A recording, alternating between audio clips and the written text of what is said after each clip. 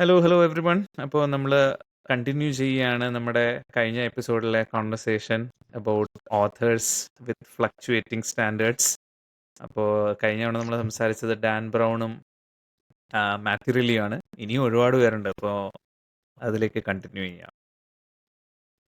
അപ്പോൾ അടുത്ത എനിക്ക് പറയാനുള്ളത് ആ, നമ്മുടെ മാർഷ്യൻ എഴുതിയ ആൻഡി വിയർ ആണ്. അപ്പോൾ പുള്ളിയുടെ ആദ്യത്തെ സാധനം മാർഷ്യൻ ഒരു എക്സ്ട്രാ ഓർഡിനറി നോവലായിരുന്നു. പുള്ളി ആ സിനിമ നിങ്ങൾ കണ്ടിട്ടുണ്ടെങ്കിൽ ഐ മീൻ പുസ്തകം വായിക്കാത്തവരാണെങ്കിലും ആ റൈറ്റിങ്ങിന്റെ ക്വാളിറ്റി ആ സിനിമയിൽ നല്ലപോലെ ഉണ്ട്. എഗെയിൻ ഒരൊറ്റ ക്യാരക്ടർ, ആ ക്യാരക്ടറിന്റെ മോണലോഗ്സ്, സയൻസ് എക്സ്പ്ലെയിൻ ചെയ്ത രീതി എല്ലാം വളരെ ബ്യൂട്ടിഫുൾ ആയിരുന്നു. പുള്ളി ആൻറ്റിവിയർ നാസയിലെ സയന്റിസ്റ്റ് ആയിരുന്നു. അത് നാസയിലെ സോഫ്റ്റ്വെയർ എഞ്ചിനീയർ ആയിരുന്നു. അപ്പോൾ ആ നോളജ് എല്ലാം പുള്ളി കൊണ്ടുവന്നിട്ടുണ്ട് മാർഷ്യനിൽ. അത് കഴിഞ്ഞിട്ട് പുള്ളിയുടെ രണ്ടാമത്തെ പുസ്തകം ഒരു സാധനം ഉണ്ടായിരുന്നു, ആർട്ടിമിസ് എന്ന് പറഞ്ഞിട്ട്. Again you know female lead character, ഒരു ഫീമെയിൽ ലീഡ് ക്യാരക്ടറാണുള്ളത്. ഒരു വളരെ കൂൾ ക്യാരക്ടർ. ഒരു മൂണിലൊരു കോളനി, ആ കോളനിയിലെ ഒരു വർക്കറാണ് ജാസ്മിന്നോ ജാസ് എന്നാണ് പേര്. ജാസ്മിൻ ആണെന്ന് തോന്നുന്നു. പുള്ളിക്കാരി അതിലൊരു സാബോട്ടാജ് മിഷൻ റൺ ചെയ്യുന്നതാണ്. പുള്ളിക്കാരത്തിയെ കൂളാക്കാൻ ഓവറായി ശ്രമിച്ച് കൊളമായ ഒരു സാധനമാണ്. സയൻസ് വാസ് വെരി ഗുഡ്, പക്ഷെ എനിക്ക് അത് തീരെ അങ്ങ് ദഹിച്ചില്ല. ഞാൻ വിചാരിച്ചു കഴിഞ്ഞു, പുള്ളി വൺ ബുക്ക് വണ്ടറാണെന്ന് വിചാരിച്ചു. പക്ഷേ ഈ പ്രൂവ്ഡ് മീ റോങ്. പുള്ളി പ്രോജക്ട് ഹെയിൽ മേരിയും കൊണ്ടുവന്നു. ഒരു അഞ്ചര സാധനമായിരുന്നു പ്രോജക്ട് ഹെയിൽ മേരി. എനിക്ക് തോന്നുന്നു മാർഷ്യനേക്കാളും എനിക്ക് പ്രോബബ്ലി ഇഷ്ടപ്പെട്ട ഒരു സാധനമാണ് പ്രോജക്ട് ഹെയിൽ മേരി. ഒരു ഏലിയൻ ഇന്ററാക്ഷൻ ഇത്രയും അടിപൊളിയായിട്ട് ചെയ്ത ഒരു പുസ്തകം ഞാൻ വേറെ കണ്ടിട്ടില്ല. But you know hopefully he continues this trend and proves us wrong. ഞാനൊരു ജെനുവിൻ ക്വസ്റ്റ്യൻ ചോദിക്കുകയാണ്. Do we have issues with female lead action? ഇത് വായിക്കുമ്പം മെയിൽ ഓഥേഴ്സ് എഴുതുന്നതിന്റെ കുഴപ്പം കൊണ്ടാണോ ഈ എഴുതുന്നതിന്റെ കുഴപ്പമാണ്, ഉറപ്പായിട്ട് എഴുതുന്നതിന്റെ കുഴപ്പമാണ്. അതോ അപ്പൊ നമുക്ക് so the take away is I think when you're writing female characters you need to have ഒരു പെർസ്പെക്റ്റീവ് വേണം. എനിക്ക് ആ ഒരു അണ്ടർസ്റ്റാൻഡിങ് എനിക്കത് എപ്പോഴും ഫീമെയിൽ ഓത്തേഴ്സ് മെയിൽ ക്യാരക്ടേഴ്സിനെ കുറിച്ച് എഴുതുമ്പോഴും എനിക്കത് ഫീൽ ചെയ്യാറുണ്ട് ഇടയ്ക്ക്. നമുക്ക് അറിയാം എന്തോ ഒന്ന് അതില് ജാറിങ് ആയിട്ടുണ്ട്. സെയിം തിങ് ആണ് മെയിൽ ഓത്തേഴ്സ് ഫീമെയിൽ ക്യാരക്ടേഴ്സിനെ ലീഡ് ആക്കുമ്പോൾ. അവര് സൈഡ് ക്യാരക്ടേഴ്സ് ഒക്കെ ആകുമ്പം നമ്മളൊരു സെക്കൻഡ് പേഴ്സൺ ഉള്ള ഇതാണ്, തേർഡ് പേഴ്സൺ വ്യൂ ആണുള്ളത്. അപ്പൊ നമുക്ക് ഇപ്പം സാൻഡി എന്നെ എന്നെ കുറിച്ച് എഴുതുകയാണെങ്കിൽ സാൻഡി കാണുന്ന വ്യൂ പോയിന്റ് നിന്ന് എഴുതുന്നതുകൊണ്ട് ഇറ്റ് ഈസ് ഓക്കെ. പക്ഷെ ഞാനായിട്ട് അത് എഴുതി കഴിഞ്ഞു കഴിഞ്ഞാൽ ചിലപ്പോ അതായിരുന്നു തോന്നുന്നു മറ്റേ ചൈനീസ് അതും. ബട്ട് ആൻഡി എന്റെ പ്രോജക്ട് ഹെയിൽ മേരി വായിച്ചിട്ടില്ലെങ്കിൽ എന്തായാലും വായിക്കേണ്ട ഒരു ബുക്കാണ്. ഓഡിബിൾ അവൈലബിൾ ആണ് സമയം കിട്ടാത്തവർക്ക്. Whatever it is, please go read it because it's an amazing book. നമ്മൾ ആ ബുക്ക് വായിച്ചു തുടങ്ങുമ്പോൾ ഞാൻ ആക്ച്വലി സാൻഡിയോട് ചോദിച്ചിട്ടേ ബുക്ക് വായിച്ചു. ഇത് മൊത്തത്തിൽ കാരണം അതിന്റെ സിനോപ്സിസ് തന്നെ എഴുതിയിട്ടുണ്ട്, എന്തുകൊണ്ടാണ് ഇയാൾ ഈ യാത്ര സ്പേസിൽ പോകുന്നത്. അപ്പൊ ഞാൻ ചോദിച്ചു ഇത് മൊത്തം ഡാർക്ക് ആണെങ്കിൽ അവസാനം ഒരു ഡാർക്ക് എൻഡിങ് ആണെങ്കിൽ നമുക്കത് വായിച്ചു കഴിയുമ്പോൾ ഒരു സങ്കടം വരുമല്ലോ. എനിക്ക് അങ്ങനത്തെ സങ്കടം വരുന്ന ബുക്കൊന്നും വായിക്കേണ്ട ആവശ്യം ഇല്ല, വായിക്കണമെന്നും ഇല്ല എത്ര നല്ലതാണെങ്കിലും. But it's got a very hopeful ending. ആ alien interaction is so beautifully portrayed. ഇവർ തമ്മിൽ അവർ മീറ്റ് ചെയ്യുന്നതും ഇവർക്ക് രണ്ടുപേർക്കും അങ്ങോട്ടും ഇങ്ങോട്ടും കുറച്ച് സമയം മറ്റേയാളെ ഉപദ്രവിക്കോ മനസ്സിലാക്കാൻ ഉള്ള ഇത്. ആൻഡ് നമ്മള് ഹ്യൂമൻസിനും നമുക്ക് ചില ഇമോഷൻസ് ഉണ്ടെന്ന് നമുക്ക്, പക്ഷെ ഏലിയൻസ് നമ്മൾ ഒരിക്കലും ഇമോഷൻസ് ആട്രിബ്യൂട്ട് ചെയ്ത് ഞാൻ കണ്ടിട്ടില്ല. ഈ ബുക്കിൽ റോക്കി എന്നാണ് ആ ഏലിയനെ ഇയാൾ വിളിക്കണത്. അതിന്റെ പേര് വേറെന്തോ ആണ് ശരിക്കും അവരുടെ ഭാഷയില്. പക്ഷെ how Rocky looks out for this main character എന്നുള്ളതൊക്കെ ഭയങ്കര നന്നായിട്ട് ഇത് ചെയ്തിട്ടുണ്ട്. സയൻസ് ഫിക്ഷൻ ഇഷ്ടമാണെങ്കിലും അല്ലെങ്കിലും ഒക്കെ എനിക്ക് തോന്നുന്നു ഇറ്റ്സ് ജോണർ ബെൻഡിങ് ആണ് കുറച്ച് അങ്ങനെ നോക്കുകയാണെങ്കിൽ. ഒരു ഫ്രണ്ട്ഷിപ്പും ക്യാമറാഡറിയും ഒക്കെ നല്ലപോലെ ഉള്ള ഒരു സാധനമാണ്. സിനിമ വരുന്നുണ്ട്. ഇതിൽ ഈ ബുക്ക് സ്റ്റാർട്ട് ചെയ്യുമ്പോൾ ഇയാളുടെ വണ്ടിയുടെ സ്പാർക്ക് പ്ലഗ് എന്തോ വണ്ടി കേടായിട്ട് പുള്ളി അത് നന്നാക്കുന്നുണ്ട്. പുള്ളി ഒരു ബയോളജിസ്റ്റാണ്, പക്ഷെ എന്നാലും അയാൾ കൈ കിട്ടിയ സാധനം വെച്ച് അത് ശരിയാക്കുന്നുണ്ട്. അയാളുടെ ആ ഒരു ആറ്റിറ്റ്യൂഡാണ് മിക്കവാറും ആ ബുക്ക് ഫോർഷാഡോയിങ് ആണ്. ആ ബുക്ക് മുഴുവൻ ആറ്റിറ്റ്യൂഡാണ്. എനിക്ക് തോന്നുന്നു ഇത് അവസാനം വരുന്നതെന്ന് തോന്നുന്നു ഈ പറയുന്ന കാര്യം അല്ലേ. പുള്ളി അങ്ങോട്ട് ഡ്രൈവ് ചെയ്യുമ്പോൾ വണ്ടി അപ്പോൾ ഇതൊക്കെ അതിൽ വളരെ നന്നായിട്ട് ഇൻറ്റഗ്രേറ്റ് ചെയ്തിട്ടുണ്ട്. പക്ഷേ എനിക്ക് ഇതിനേക്കാളും നല്ല ബുക്കാണെന്ന് ഇത് കിട്ടിയിട്ട്, നല്ലൊരു റിവ്യൂ കിട്ടിയിട്ട് ഞാൻ ഈ ഹെയിൽ മേരി സ്റ്റാർട്ട് ചെയ്തപ്പോൾ എനിക്ക് കുറച്ച് ഫാർഫെസ്റ്റായിട്ട് തോന്നി ഈ പറഞ്ഞ പോലെ. അതായത് ഒന്നാമത്തെ കാര്യം, എന്തുകൊണ്ടാണ് ഈ പറഞ്ഞ ക്രൈസിസ് ഇപ്പോൾ എർത്തിൽ അല്ലെങ്കിൽ സോളാർ സിസ്റ്റത്തിലൊരു ക്രൈസിസ് വരുന്നു, അത് വരാനുള്ള കാരണം ഈ പറഞ്ഞ എന്താ പറയുക, ഒരു ജീവികളാണ് അല്ലേ. അത് ഒരു തരം മൈക്രോ ആസ്ട്രോഫേജ്, അതായത് സ്റ്റാർസിനെ തിന്നുന്ന അല്ലെങ്കിൽ ഹീറ്റ് തിന്നുന്ന ഒരു സാധനം. അത് റേഡിയേഷൻ കൺസ്യൂം ചെയ്യുന്ന ഒരു തരം ജീവികൾ. അത് basically it creates large colonies. നമ്മുടെ കോറൽസ് ഒക്കെ ഫോം ചെയ്യുന്നത് പോലെ ലാർജ് കോളനീസ് ഫോം ചെയ്യുന്നു. And it blocks out the light from the stars. ഈ പറഞ്ഞ സാധനം ആസ്ട്രോഫേജിൻ്റെ കേസ് പറഞ്ഞതാണ്. അപ്പോൾ അതൊക്കെ കേട്ടപ്പോൾ ഒരു ഇച്ചിരി എങ്ങനെയാണ് ഇങ്ങനെ ഒരു ആസ്ട്രോഫേജ് പോലത്തെ ഒരു സാധനം അങ്ങനെ ഒരു എൻവയൺമെൻറ്റിൽ നിൽക്കുന്നത്, ജീവിക്കുന്നത്, അതിനൊക്കെ റീസൺസ് പറയുന്നുണ്ട്. പിന്നെ ഇയാൾ സ്പേസിലേക്ക് പോയതിന് ശേഷം ആക്ച്വലി ഫസ്റ്റ് സീൻ തന്നെ നമുക്കൊരു ഇച്ചിരി പ്രശ്നമാകുന്ന സീനാണ്. കാരണം പുള്ളി വേക്കപ്പ് ചെയ്യുന്നതാണ്, ഒരു സ്ലംബറിൽ നിന്ന് എഴുന്നേൽക്കുന്നതാണ്. കൂടെയുള്ളവരൊക്കെ മരിച്ചിട്ടുണ്ട്, പുള്ളി മാത്രമേ ഉള്ളൂ. മാഷിൻ്റെ ഏകദേശം അതുപോലെ തന്നെ ഒരു തുടക്കം പോലെ തന്നെയാണ് ഏകദേശം. പുള്ളി ഒറ്റയ്ക്കായി ഇനി ഇവിടെ സർവൈവ് ചെയ്യണം. അപ്പോൾ അതിന് പുള്ളിക്ക് കൂട്ടായിട്ട് വരുന്നത് ഒരു ഏലിയൻ, ഒരു സ്പൈഡർ ലൈക്ക് ക്യാരക്ടറാണ് വരുന്നത്. അപ്പോൾ അതൊക്കെ അവിടുന്ന് സംഭവം മാറി. അത്രയും നേരം എനിക്ക് കുറച്ച് ഡള്ളായിട്ട് തോന്നിയ സാധനം പിന്നെ അങ്ങ് കയറി ഇതായി. പ്രൊപ്പൽഷൻ ഒക്കെ ഇല്ല, ലൈറ്റ് സ്പീഡിലുള്ള പ്രൊപ്പൽഷൻ ഒക്കെ ഇറ്റ്സ് ഓൾ തിയററ്റിക്കൽ ഫിസിക്സ്. എന്തെങ്കിലും റിസർച്ച് ചെയ്യാണ്ട് ചെയ്യില്ല. എനിക്ക് ആസ്ട്രോഫേജിന്റെ കേസ് മാത്രമേ എനിക്ക് ഡൗട്ടുള്ളൂ. അത് എനിക്ക് അങ്ങനത്തെ ഒരു ജീവികളുണ്ടാകുന്നത്. ആസ്ട്രോഫേജിനെ യൂസ് ചെയ്തിട്ടാണല്ലോ അവർ പ്രൊപ്പൽഷൻ നടത്തുന്നത്. പിന്നെ അത് ഓക്കെ. പക്ഷെ ആ character is supposed to be അയാളൊരു സയന്റിസ്റ്റ് ആണ്. And he one of his theories was I think life does not exist outside. അങ്ങനെ എന്തോ ആയിരുന്നു അയാളുടെ തിയറി. ഓക്സിജൻ ഇല്ലാണ്ട് ലൈഫ് സർവൈവ് ചെയ്യില്ല എന്നുള്ള ഇതിന് എതിരായിരുന്നു പുള്ളിയുടെ റിസർച്ച് മുഴുവൻ. He gets ridiculed. എന്നിട്ടാണ് ഹൈസ്കൂൾ ടീച്ചറായി മാറുന്നത്. അപ്പോൾ I think he has an understanding of physics very well, theoretical physics ഈ പറഞ്ഞ. That's right. അത് ത്രൂ ഔട്ട് ഇതിൽ അങ്ങനെയാണ്. ഈ പെൻഡുലത്തിന് ഗ്രാവിറ്റി കണ്ടുപിടിക്കലും പെൻഡുലം കറക്കി ഗ്രാവിറ്റി അതൊക്കെ ഉണ്ട്. അങ്ങനത്തെ കുറെ സിമ്പിൾ ഫിസിക്സ് ഉണ്ട് അതിൽ. സെൻട്രിഫ്യൂജ് അല്ലേ, സെൻട്രിഫ്യൂജ് ആണോ ആ ഷിപ്പ് അങ്ങനെയാണ് ഉണ്ടാക്കിയിരിക്കുന്നത്. സെൻട്രിഫ്യൂജ് ആണ് അതിൻ്റെ ഒരു ടോപ്പ് ഹാഫ്. ഓക്കെ. പിന്നെ ഇനിയും പറഞ്ഞാൽ കഥ മുഴുവൻ പറയുന്ന പോലെയാവും, അതുകൊണ്ട് പറയുന്നില്ല. പക്ഷേ സിമിലർ ഒരു സാധനം ആഡം സാൻഡലറുടെ ഒരു സിനിമ, ഞാൻ വിചാരിച്ചു ആഡം സാൻഡലറാണ് ഇനി പ്രോജക്റ്റ് ഹെയിൽ മേരി ചെയ്യാൻ പോകുന്നത്. ഒരു ട്രെയിലർ കണ്ടു നെറ്റ്ഫ്ലിക്സിൽ, സ്പേസ് മാൻ സിനിമയുടെ പേര്. ആക്ച്വലി ഇതിനകത്ത് ഒരു സ്പൈഡർ ഉണ്ട്. ആഡം സാൻഡലർ ഒരു ലോൺ ട്രാവലറാണ്, പക്ഷെ അവിടെ കഥ വേറെയാണ്. ഞാൻ അതിൻ്റെ പറ്റി ഒന്ന് പുറകോട്ട് പോയപ്പോഴാണ് അറിയുന്നത്. അത് സ്പേസ് മാൻ ഫ്രം ബൊഹീമിയ എന്നൊരു ബുക്കുണ്ട്. ഇതൊരു പഴയ പുസ്തകമാണ്, 2017 അങ്ങാണ്ട് വന്ന ബുക്കാന്ന് തോന്നുന്നു. അതിനെ ബേസ് ചെയ്തിട്ടാണ് ഈ പറഞ്ഞ ബുക്ക്. സിമിലർ സംഭവമാണ്. എനിക്ക് തോന്നുന്നു ഇതേ ത്രെഡാണ്, പക്ഷേ ഇറ്റ് ഈസ് എൻറ്റയർലി ഡിഫറെൻറ്റ്. കഥയൊക്കെ ഡിഫറെൻ്റാണ്. പുള്ളിക്ക് പേഴ്സണൽ ക്രൈസിസ് ഒക്കെ ഉണ്ട്. അപ്പോൾ ഇത് ഈ പറഞ്ഞ സ്പൈഡറിനെ പുള്ളി ഹലൂസിനേറ്റ് ചെയ്യാമെന്ന് പോലും സംശയമുള്ള രീതിയിലൊക്കെയാണ് എഴുതി വെച്ചിരിക്കുന്നത്. അപ്പോൾ ഇതും അതുമായിട്ട് ഏകദേശം തിമാറ്റിക്കലി ചെറിയ സിമിലാരിറ്റീസ് ഉണ്ട്. പക്ഷെ പുള്ളി വായിച്ചിട്ടാണോ എഴുതിയതെന്ന് നമുക്കറിയില്ല. പക്ഷെ എന്നാലും project hail Mary is worth. ഇപ്പോൾ നേരത്തെ പറഞ്ഞ പോലെ പുള്ളിയുടെ ബെസ്റ്റ് വർക്ക് തന്നെയാണ്. മാർഷ്യൻ എന്താ പറയുക, എനിക്ക് ആ മാർഷ്യൻ്റെ Martian Project hail Mary is an magnum opus. Ambitious ആണ്, ഭയങ്കര അംബീഷ്യസ് ആയിട്ടൊരു സാധനമാണ്. അല്ല, എനിക്ക് മാർഷ്യൻ്റെ പുറകിലുള്ള കഥ കൂടി കേട്ടപ്പോൾ എനിക്ക് ഭയങ്കരമായിട്ട് അത് ഇൻസ്പയറിംഗ് ആയിട്ട് തോന്നി ആസ് എ റൈറ്റർ.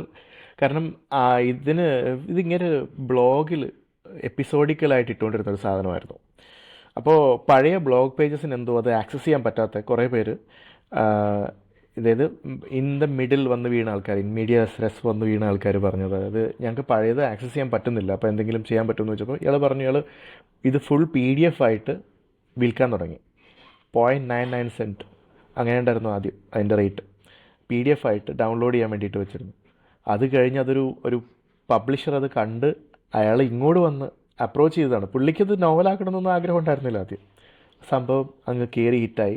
ഈ ബുക്കിൻ്റെ പബ്ലിഷിംഗ് റൈറ്റ്സ് വിറ്റ 2 ആഴ്ചയ്ക്കുള്ളിൽ ബുക്കിൻ്റെ മൂവി റൈറ്റ്സും വിൽക്കപ്പെട്ടു. അതാണ് അതിൻ്റെ ഒരു സംഭവം. അങ്ങനെ ആൾ കയറി കൊളുത്തിയതാണ്. അപ്പോൾ അതൊക്കെ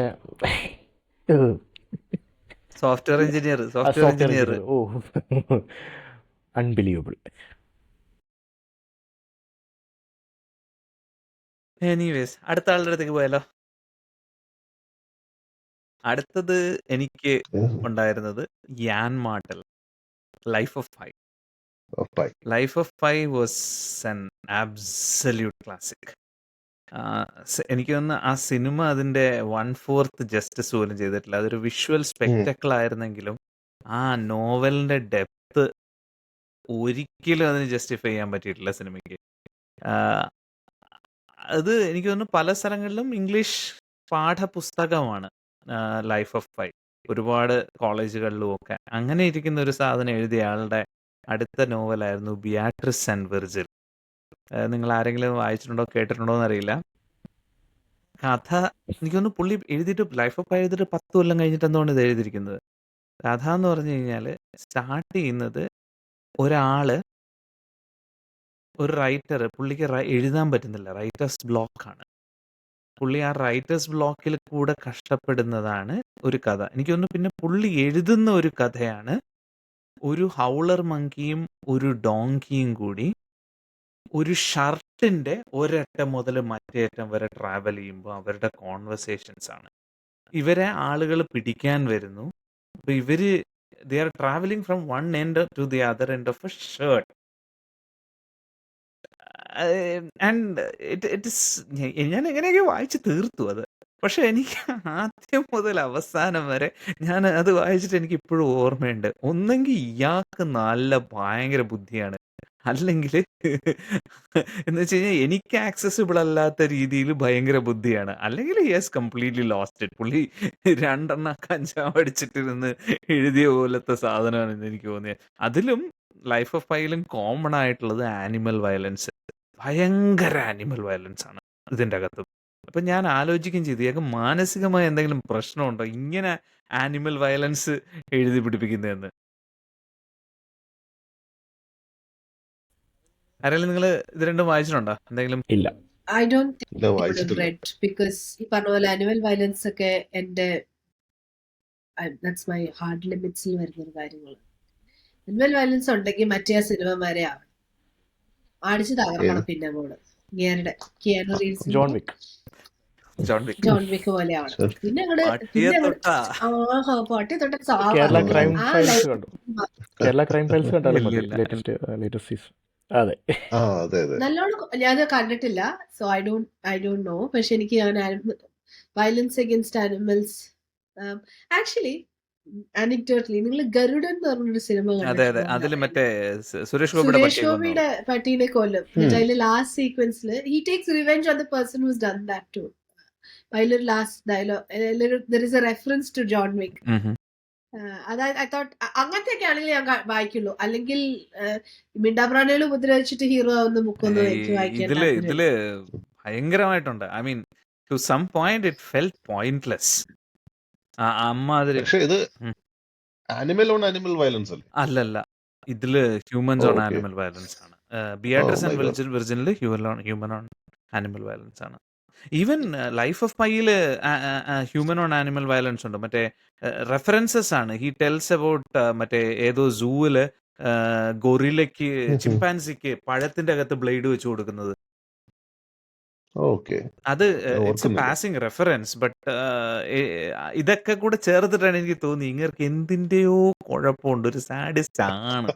മിണ്ടാപ്രാണികളെ ദ്രോഹിക്കുന്നത് ഡിസ്ക്രൈബ് ചെയ്യാൻ പുള്ളിക്കൊരു ഒരു താല്പര്യമുണ്ട്. അത് മറ്റതിലും കണ്ടിന്യൂ ചെയ്തു എന്നുള്ളതാണ്. പിന്നെ പുള്ളി എഴുതിയിട്ടില്ല എന്ന് തോന്നുന്നു. അത് കഴിഞ്ഞിട്ട് പുള്ളിയുടെ അഡ്രസ് വെറുതെ ഒന്നുമില്ല. എനിക്ക് ഡൗട്ടുണ്ട്. എനിക്ക് ലൈഫ് ഓഫ് പൈ ഭയങ്കര ഇഷ്ടപ്പെട്ട ഒരു ബുക്കാണ്. ലൈക്ക് സാൻഡി പറഞ്ഞ പോലെ എനിക്ക് ആ മൂവി കണ്ടപ്പോൾ കുറച്ച് ഡിസപ്പോയിന്റഡ് ആയി. ബിക്കോസ് ലൈഫ് ഓഫ് പൈ ബുക്കിനകത്തുള്ള ഒരു എൻറ്റയർ സെക്ഷൻ ഉണ്ട്. പുള്ളി ഒരു ഐലൻഡിൽ എത്തുന്നതും ഒരു സ്ട്രേഞ്ച് കുറെ ഫെററ്റ്സ് ഒക്കെ ഉള്ളതും ആ സീക്വൻസ് മൂവിക്കകത്തുള്ളതായിട്ട് എനിക്ക് തോന്നുന്നില്ല. ഉണ്ടോ? ഇല്ലെന്ന് തോന്നുന്നു. ഇല്ല ഇല്ല. അഗെയിൻ പിന്നെ വേറൊരു കാര്യം എന്ന് വെച്ചാല് പുള്ളിക്ക് ഈ ആനിമൽസിനെ കുറിച്ചൊക്കെ എഴുതുമെങ്കിലും അതിനെ കുറിച്ച് ഡീപ്പായിട്ട് നോളജ് ഉണ്ടോ എന്നെനിക്ക് സംശയമുണ്ട്. കാരണം കടുവയ്ക്ക് അതിനകത്ത് കാഴ്ചശക്തി കൂടുതല, ശ്രവണശക്തി കുറവാണെന്നാണ് കൊടുത്തിരുന്നത്. ആക്ച്വൽ ലൈഫിൽ അത് മറിച്ചാണ്. They can hear better, they can't see. ചിലപ്പോൾ എനിക്ക് തെറ്റിപ്പോയതായിരിക്കും. But that was the impression I had. Richard Parker. Richard Parker, അത് നല്ലൊരു പോയിന്റാണ്. Richard Parker. എനിക്ക് എഡ്ഗാർ അലൻ പോയെ കുറിച്ച് നമ്മൾ സംസാരിച്ചപ്പോൾ എനിക്കിത് എടുത്തിടണമെന്നുണ്ടായിരുന്നു. റിച്ചർഡ് പാർക്കറിന്റെ ആ ബോട്ടിൽ Anyway, മറ്റേ കാനിബലിസത്തിന്റെ കഥ ബോട്ടിന്റെ കാനിവൽസിന്റെ കഥ. ആൻഡ് ഐ തിങ്ക് അതൊരു സട്ടിൽ റെഫറൻസ് ആണല്ലോ. ഐ മീൻ ബുക്ക് അവസാനം എൻഡ് ചെയ്യുന്നത് it leaves you in a confusion whether ഇത് ആനിമൽസ് ആയിരുന്നോ അതോ ഹ്യൂമൻസ് ആയിരുന്നോ എന്നുള്ളൊരു കൺഫ്യൂഷനിലാണ് അത് അവസാനിക്കുന്നത്. ഐ തിങ്ക് ഓവറോൾ ആ ബുക്ക് ഒരു അലഗറിയാണ് റിലീജിയന് വേണ്ടിയുള്ളത്. Like you are going from point A to B, life to death. Why not tell a better story? So it's not it's about a non-believer who really wants to believe. എങ്ങനെ തോന്നി? പിന്നെ അതുപോലെ വേറൊരാളാണ് Ernest Cline, നമ്മുടെ Ready Player വണ്ണിന്റെ writer. പുള്ളിയുടെ Ready Player One was a really good one. മൂവിയും ബുക്കും തമ്മിൽ ഒരുപാട് വ്യത്യാസമുണ്ട്. കാരണം മൂവിയിൽ എല്ലാം പോപ്പ് കൾച്ചർ മൂവീസ് ബേസ്ഡ് ആണ്. പുസ്തകം ഗെയിംസ് ആണ്. മറ്റേ 1980s 1990s ഡോസ് ഗെയിംസ് ഒക്കെയാണ് കംപ്ലീറ്റ്. അപ്പോൾ ക്ലൂസ് മുഴുവനും ഗെയിംസിലെ ക്ലൂസ് ആണ് നമ്മൾ സോൾവ് ചെയ്യുന്നത്. പാക്മാനിലെ ക്ലൂസും അതൊക്കെയാണ് ആക്ച്വലി ഉപയോഗിച്ചിട്ടാണ് ഇവർ സോൾവ് ചെയ്യുന്നത്. മറ്റത് അവർ മൂവി ആക്കിയല്ലോ, കംപ്ലീറ്റ്ലി ക്ലൂസ് മുഴുവനും മൂവി ബേസ്ഡ് ആക്കി. അത് it was still A very good book. എനിക്ക് ഒരുപാട് എൻജോയ് ചെയ്ത പുസ്തകമാണ്. പക്ഷെ പുള്ളിയുടെ സെക്കൻഡ് ഞാൻ വായിച്ചു, അർമാഡ. വളരെ ആവറേജ് ആയിരുന്നു. വളരെ വളരെ ആവറേജ്, ബിലോ ആവറേജ് സാധനമായിരുന്നു. അതുപോലെ തന്നെ ഞാൻ പുള്ളിയുടെ പുതിയ സാധനം റെഡി പ്ലെയർ 2 ഒരുപാട് എക്സ്പെക്ടേഷനോടെ കാത്തിരുന്നതാണ്. പക്ഷെ റിവ്യൂസ് ഭയങ്കരമായിട്ട് പുള്ളിയെ പൗണ്ട് ചെയ്ത് കളഞ്ഞു. അത് കാരണം പിന്നെ ഞാൻ വായിക്കാൻ പോലും പോയില്ല. So I mean I think some of ഇപ്പം ഞാനും ആലോചിക്കും. ഐ മീൻ വേതാളങ്ങൾ എഴുതി ഒരുപാട് പേര് നല്ല അഭിപ്രായം പറഞ്ഞു. പിന്നെ രണ്ടാമത്തെ നോവൽ വരുമ്പോൾ ഇതുപോലെയൊക്കെ ആയി പോകുന്നൊരു പേടിയുണ്ട് ഇപ്പോഴും. It's possible because first time book എഴുതുമ്പോൾ you have been sitting on that for ages.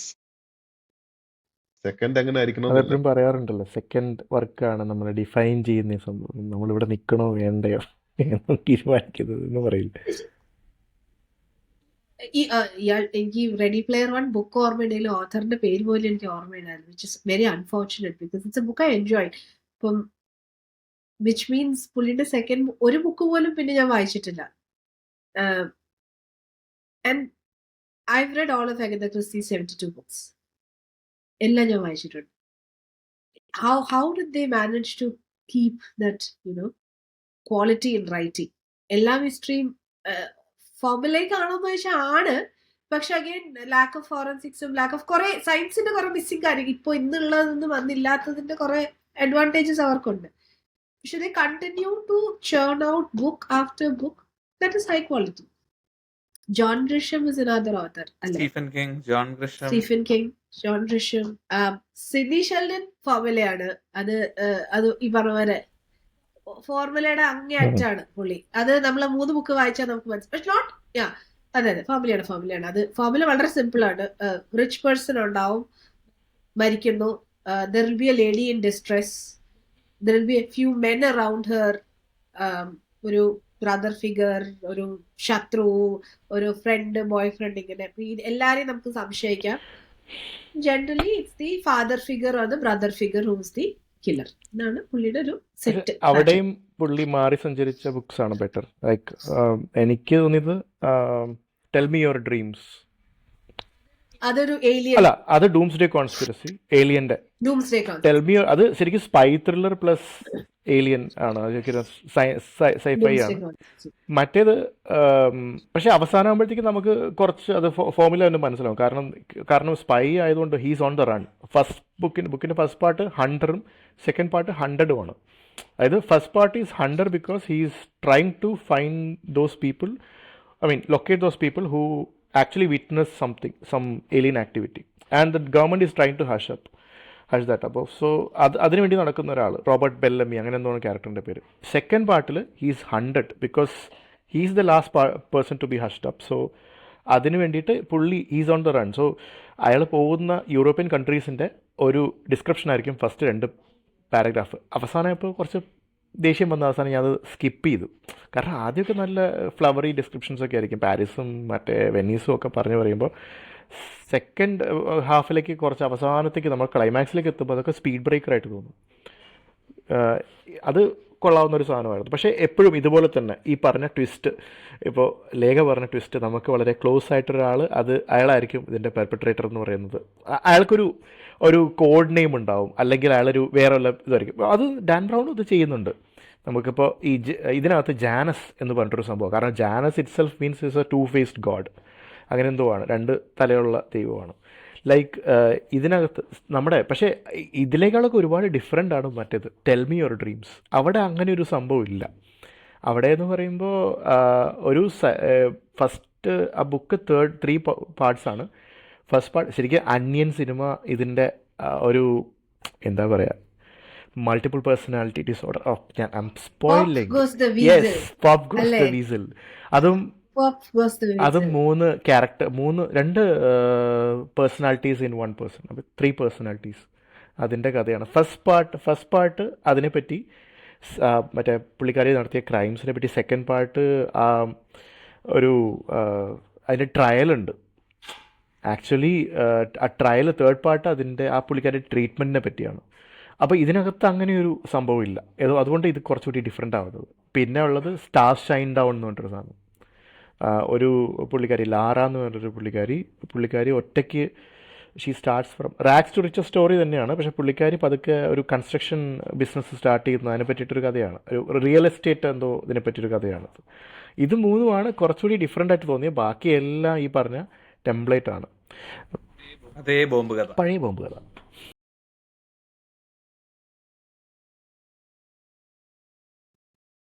പക്ഷെ Sidney Sheldon gets female characters right. അതാണ് പുള്ളിയുടെ വേറൊരു അത് എനിക്ക് ഓർമ്മയുണ്ട്. ഞാൻ 1-2 വായിച്ചിട്ടുള്ള ഫീമെയിൽ ക്യാരക്ടേഴ്സിന്റെ ട്രെപ്പിഡേഷൻസ് ഒക്കെ നല്ലപോലെ കൊണ്ടുവരുന്നുണ്ട്. Exactly. Tell me your dreams is entirely, അതിന്റെ ലീഡ് ഒരു ഫീമെയിൽ ക്യാരക്ടറാണ്. 3 ഡിഫറെന്റ്, മൂന്നല്ല 3 എന്നാണ് പറയാം. ഒരു നോർമൽ, പിന്നെ ഈ കൊല്ലുന്ന ഒരു ഇതും, പിന്നെ ഒരു പാവം പിടിച്ചൊരു ഇതുണ്ട്. ഇതൊക്കെ എന്തുകൊണ്ട് പല സമയത്ത് ഈ സ്ത്രീയുടെ ലൈഫിൽ വരുന്ന ഓൾട്ടർ ഈഗോസ് ആണെന്നൊക്കെ എക്സ്പ്ലെയിൻ ചെയ്യുന്നത്. പക്ഷെ അതൊക്കെ വളരെ ഭംഗിയായിട്ട് അത് അഗൈൻ ഈ ബുക്ക് ഞാൻ വായിച്ചത് സ്കൂളിൽ പഠിക്കുമ്പോൾ കേട്ടോ. സോ ഡോണ്ട് ഇപ്പൊ അത് വായിച്ചാൽ ചിലപ്പോൾ അതേ ലെവൽ ഓഫ് എൻജോയ്മെന്റോ അല്ലെങ്കിൽ അതേ വായനാനുഭവം ആവുമോ എന്ന് എനിക്ക് ആക്ച്വലി ഇതിന്റെ സ്പോയിലർ വന്ന പിന്നെ നമുക്കത് വായിച്ചിട്ട് വലിയ കാര്യമായിട്ട് തോന്നുന്നില്ല. ടെൽ മീ യുവർ ഡ്രീംസ് ഒക്കെ അങ്ങനെയാണ്. ഡൂംസ്ഡേ കോൺസ്പിറസി കുറച്ചുകൂടി ഇൻട്രസ്റ്റിംഗ് ആണ് അക്കാര്യത്തിൽ. പുള്ളിയെ എന്താ പറയുക, ഈ സ്പൈ വർക്കൊക്കെ കുറച്ചുകൂടി നല്ലതാണ്. പക്ഷെ ഇതിലൊരു കാര്യമുണ്ട്, Rage of the Angels, Sidney ഷെൽഡന്റെ. അത് ഞാൻ വായിച്ചിട്ടുണ്ട്. റേജ് ഓഫ് ദി ഏഞ്ചൽസ്, രാജാവിന്റെ മകൻ. രാജാവിന്റെ മകൻ അല്ലല്ല, സാൻസ് ഓഫ് ടൈം. ഇതിനകത്ത് നമ്മുടെ ഒരു വക്കീലിന്റെ പേര് എനിക്ക് ഓർമ്മയില്ല. പക്ഷെ ആക്ച്വലി അംബികയുടെ ക്യാരക്ടറാണ് മറ്റേത്. ആ വക്കീല് പുള്ളിക്കാരിനെ സീനിയർ പുറത്താക്കുന്നു കാരണം ഇങ്ങനത്തെ ഒരു പ്രശ്നം ഉണ്ടായിട്ട്.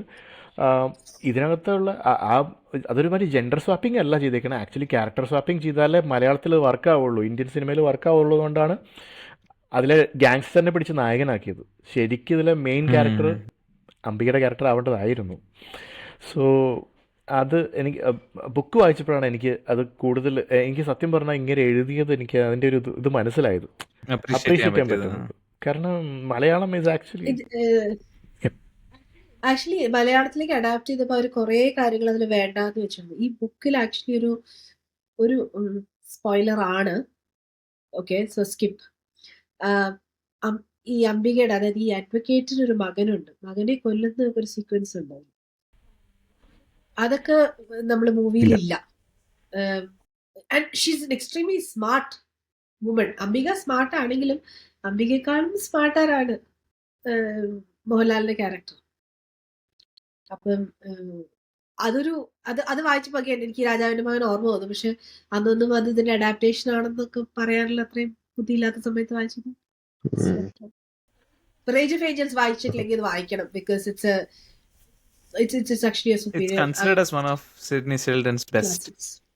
Michael Okay. മോററ്റി അങ്ങനെ എന്തോ ആയിരുന്നു അതിൻ്റെ ഗാങ്സ്റ്റർ ക്യാരക്ടറുടെ പേര്. അതാണ് ഇവിടെ വിൻസെന്റ് ഗോമസ് ആയത്. മൈക്കിൾ മോററ്റിയോ അങ്ങനത്തെ ഒരു പേരായിരുന്നു.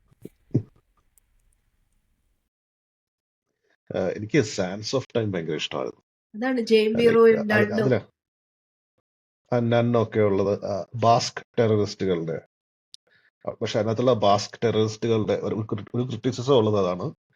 അതിനകത്തുള്ള ബാസ്ക് ടെററിസ്റ്റുകൾക്ക് ഉള്ള പേരുകളെല്ലാം ടിപ്പിക്കലി ഉള്ള സ്പാനിഷ് പേരുകളാണ്, ബാസ്ക് പേരുകളല്ല.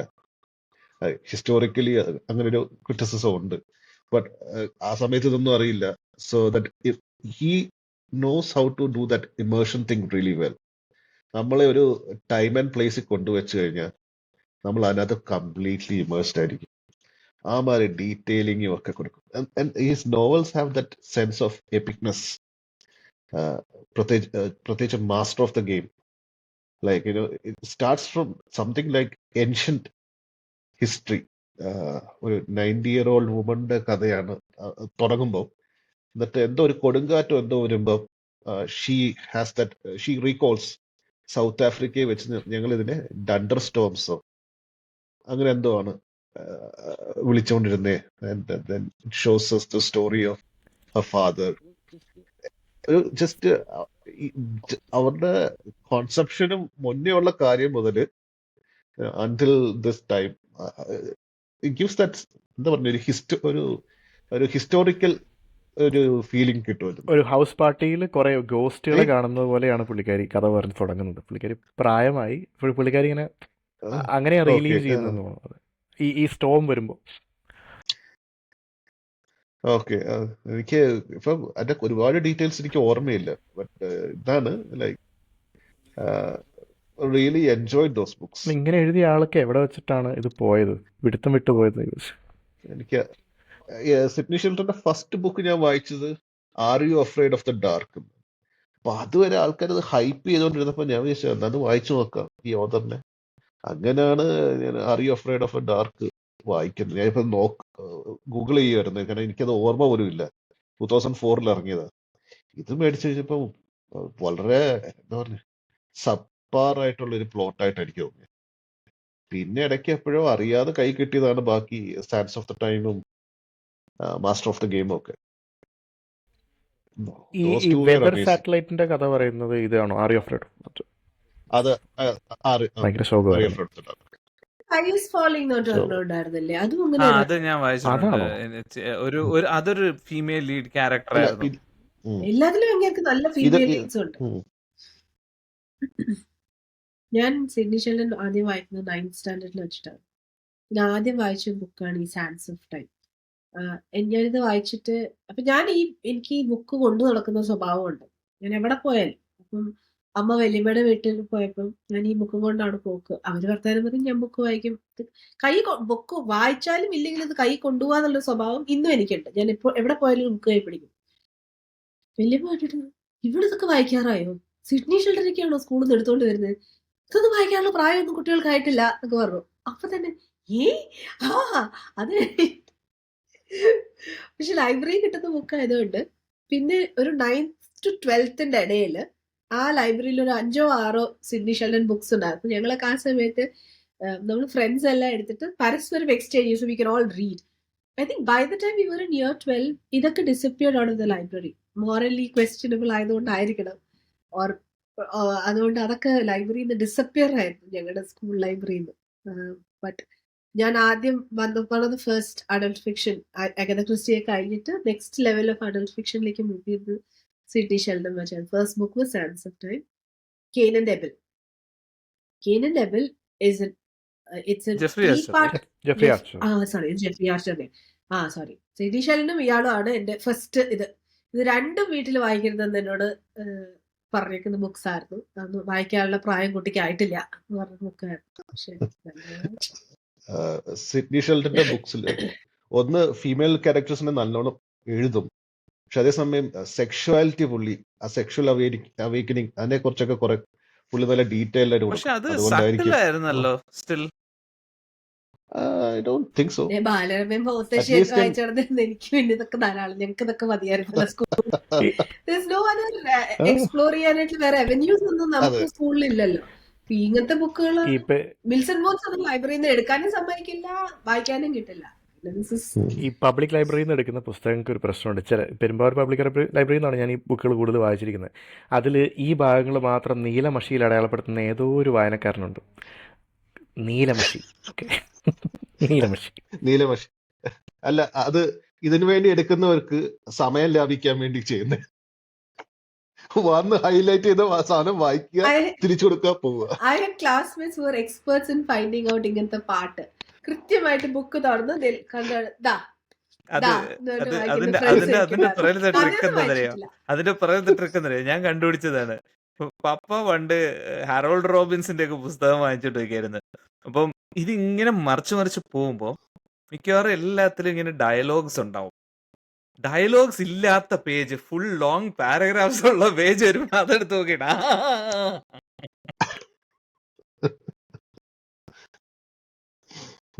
അല്ല, സിഡ്നി ഷെൽട്ടൻ കുറച്ച് സട്ടിലാണ് ആ കാര്യത്തില്, but still it's more realistic. അങ്ങനെ എന്താ പറയുന്നത്, എക്സൈറ്റഡ് ആക്കാൻ വേണ്ടി ചെയ്യുന്ന. പുള്ളിയുടെ ഞാൻ വായിച്ച ഏറ്റവും ഡൾ ബുക്കായിട്ട് തോന്നിയത് സ്ട്രേഞ്ചർ ഇൻ ദ മിറർ എന്ന് പറഞ്ഞൊരു പുസ്തകമാണ്.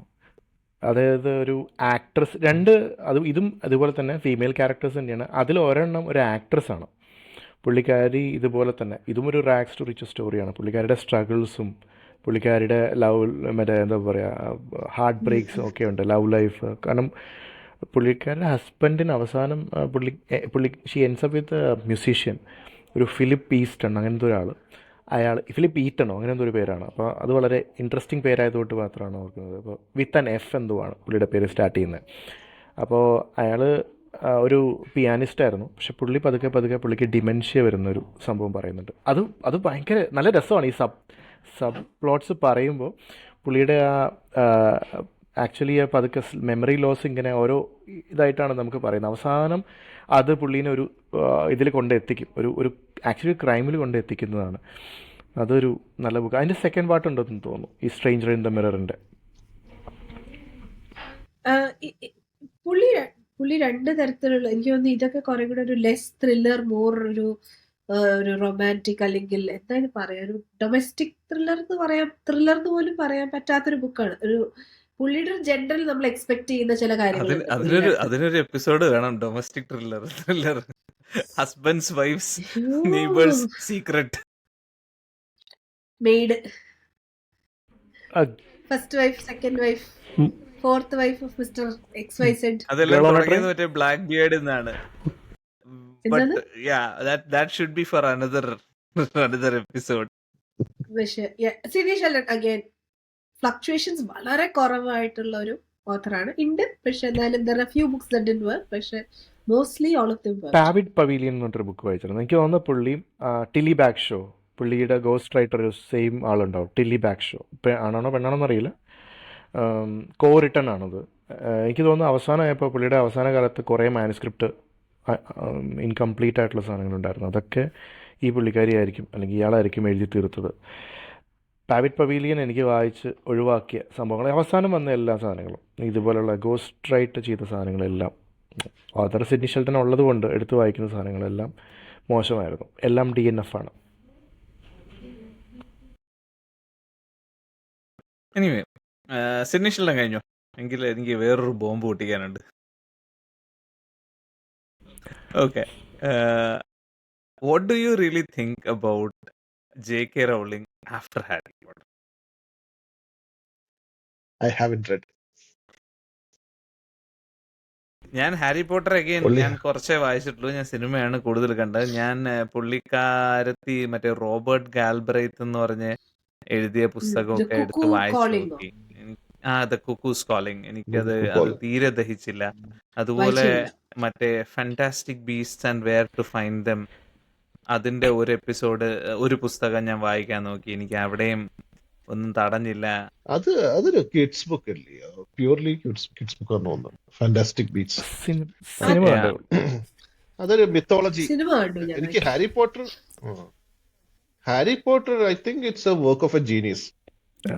somehow she is not able to അത് replicate what she is. അല്ല അതും അഗെയിൻ ഓരോ എപ്പിസോഡും it is the same thing over and over that is happening. That's true. പക്ഷെ എന്നാലും ഡെഫിനറ്റ്ലി അതൊരു ആ വേൾഡ് ബിൽഡിങ്ങും it just holds you in through, right? പക്ഷേ എനിക്ക് അത് കഴിഞ്ഞിട്ടുള്ള പുള്ളിക്കാരത്തിൽ ഒന്നും അങ്ങനെ ദഹിക്കാൻ പറ്റിയില്ല എനിക്ക്.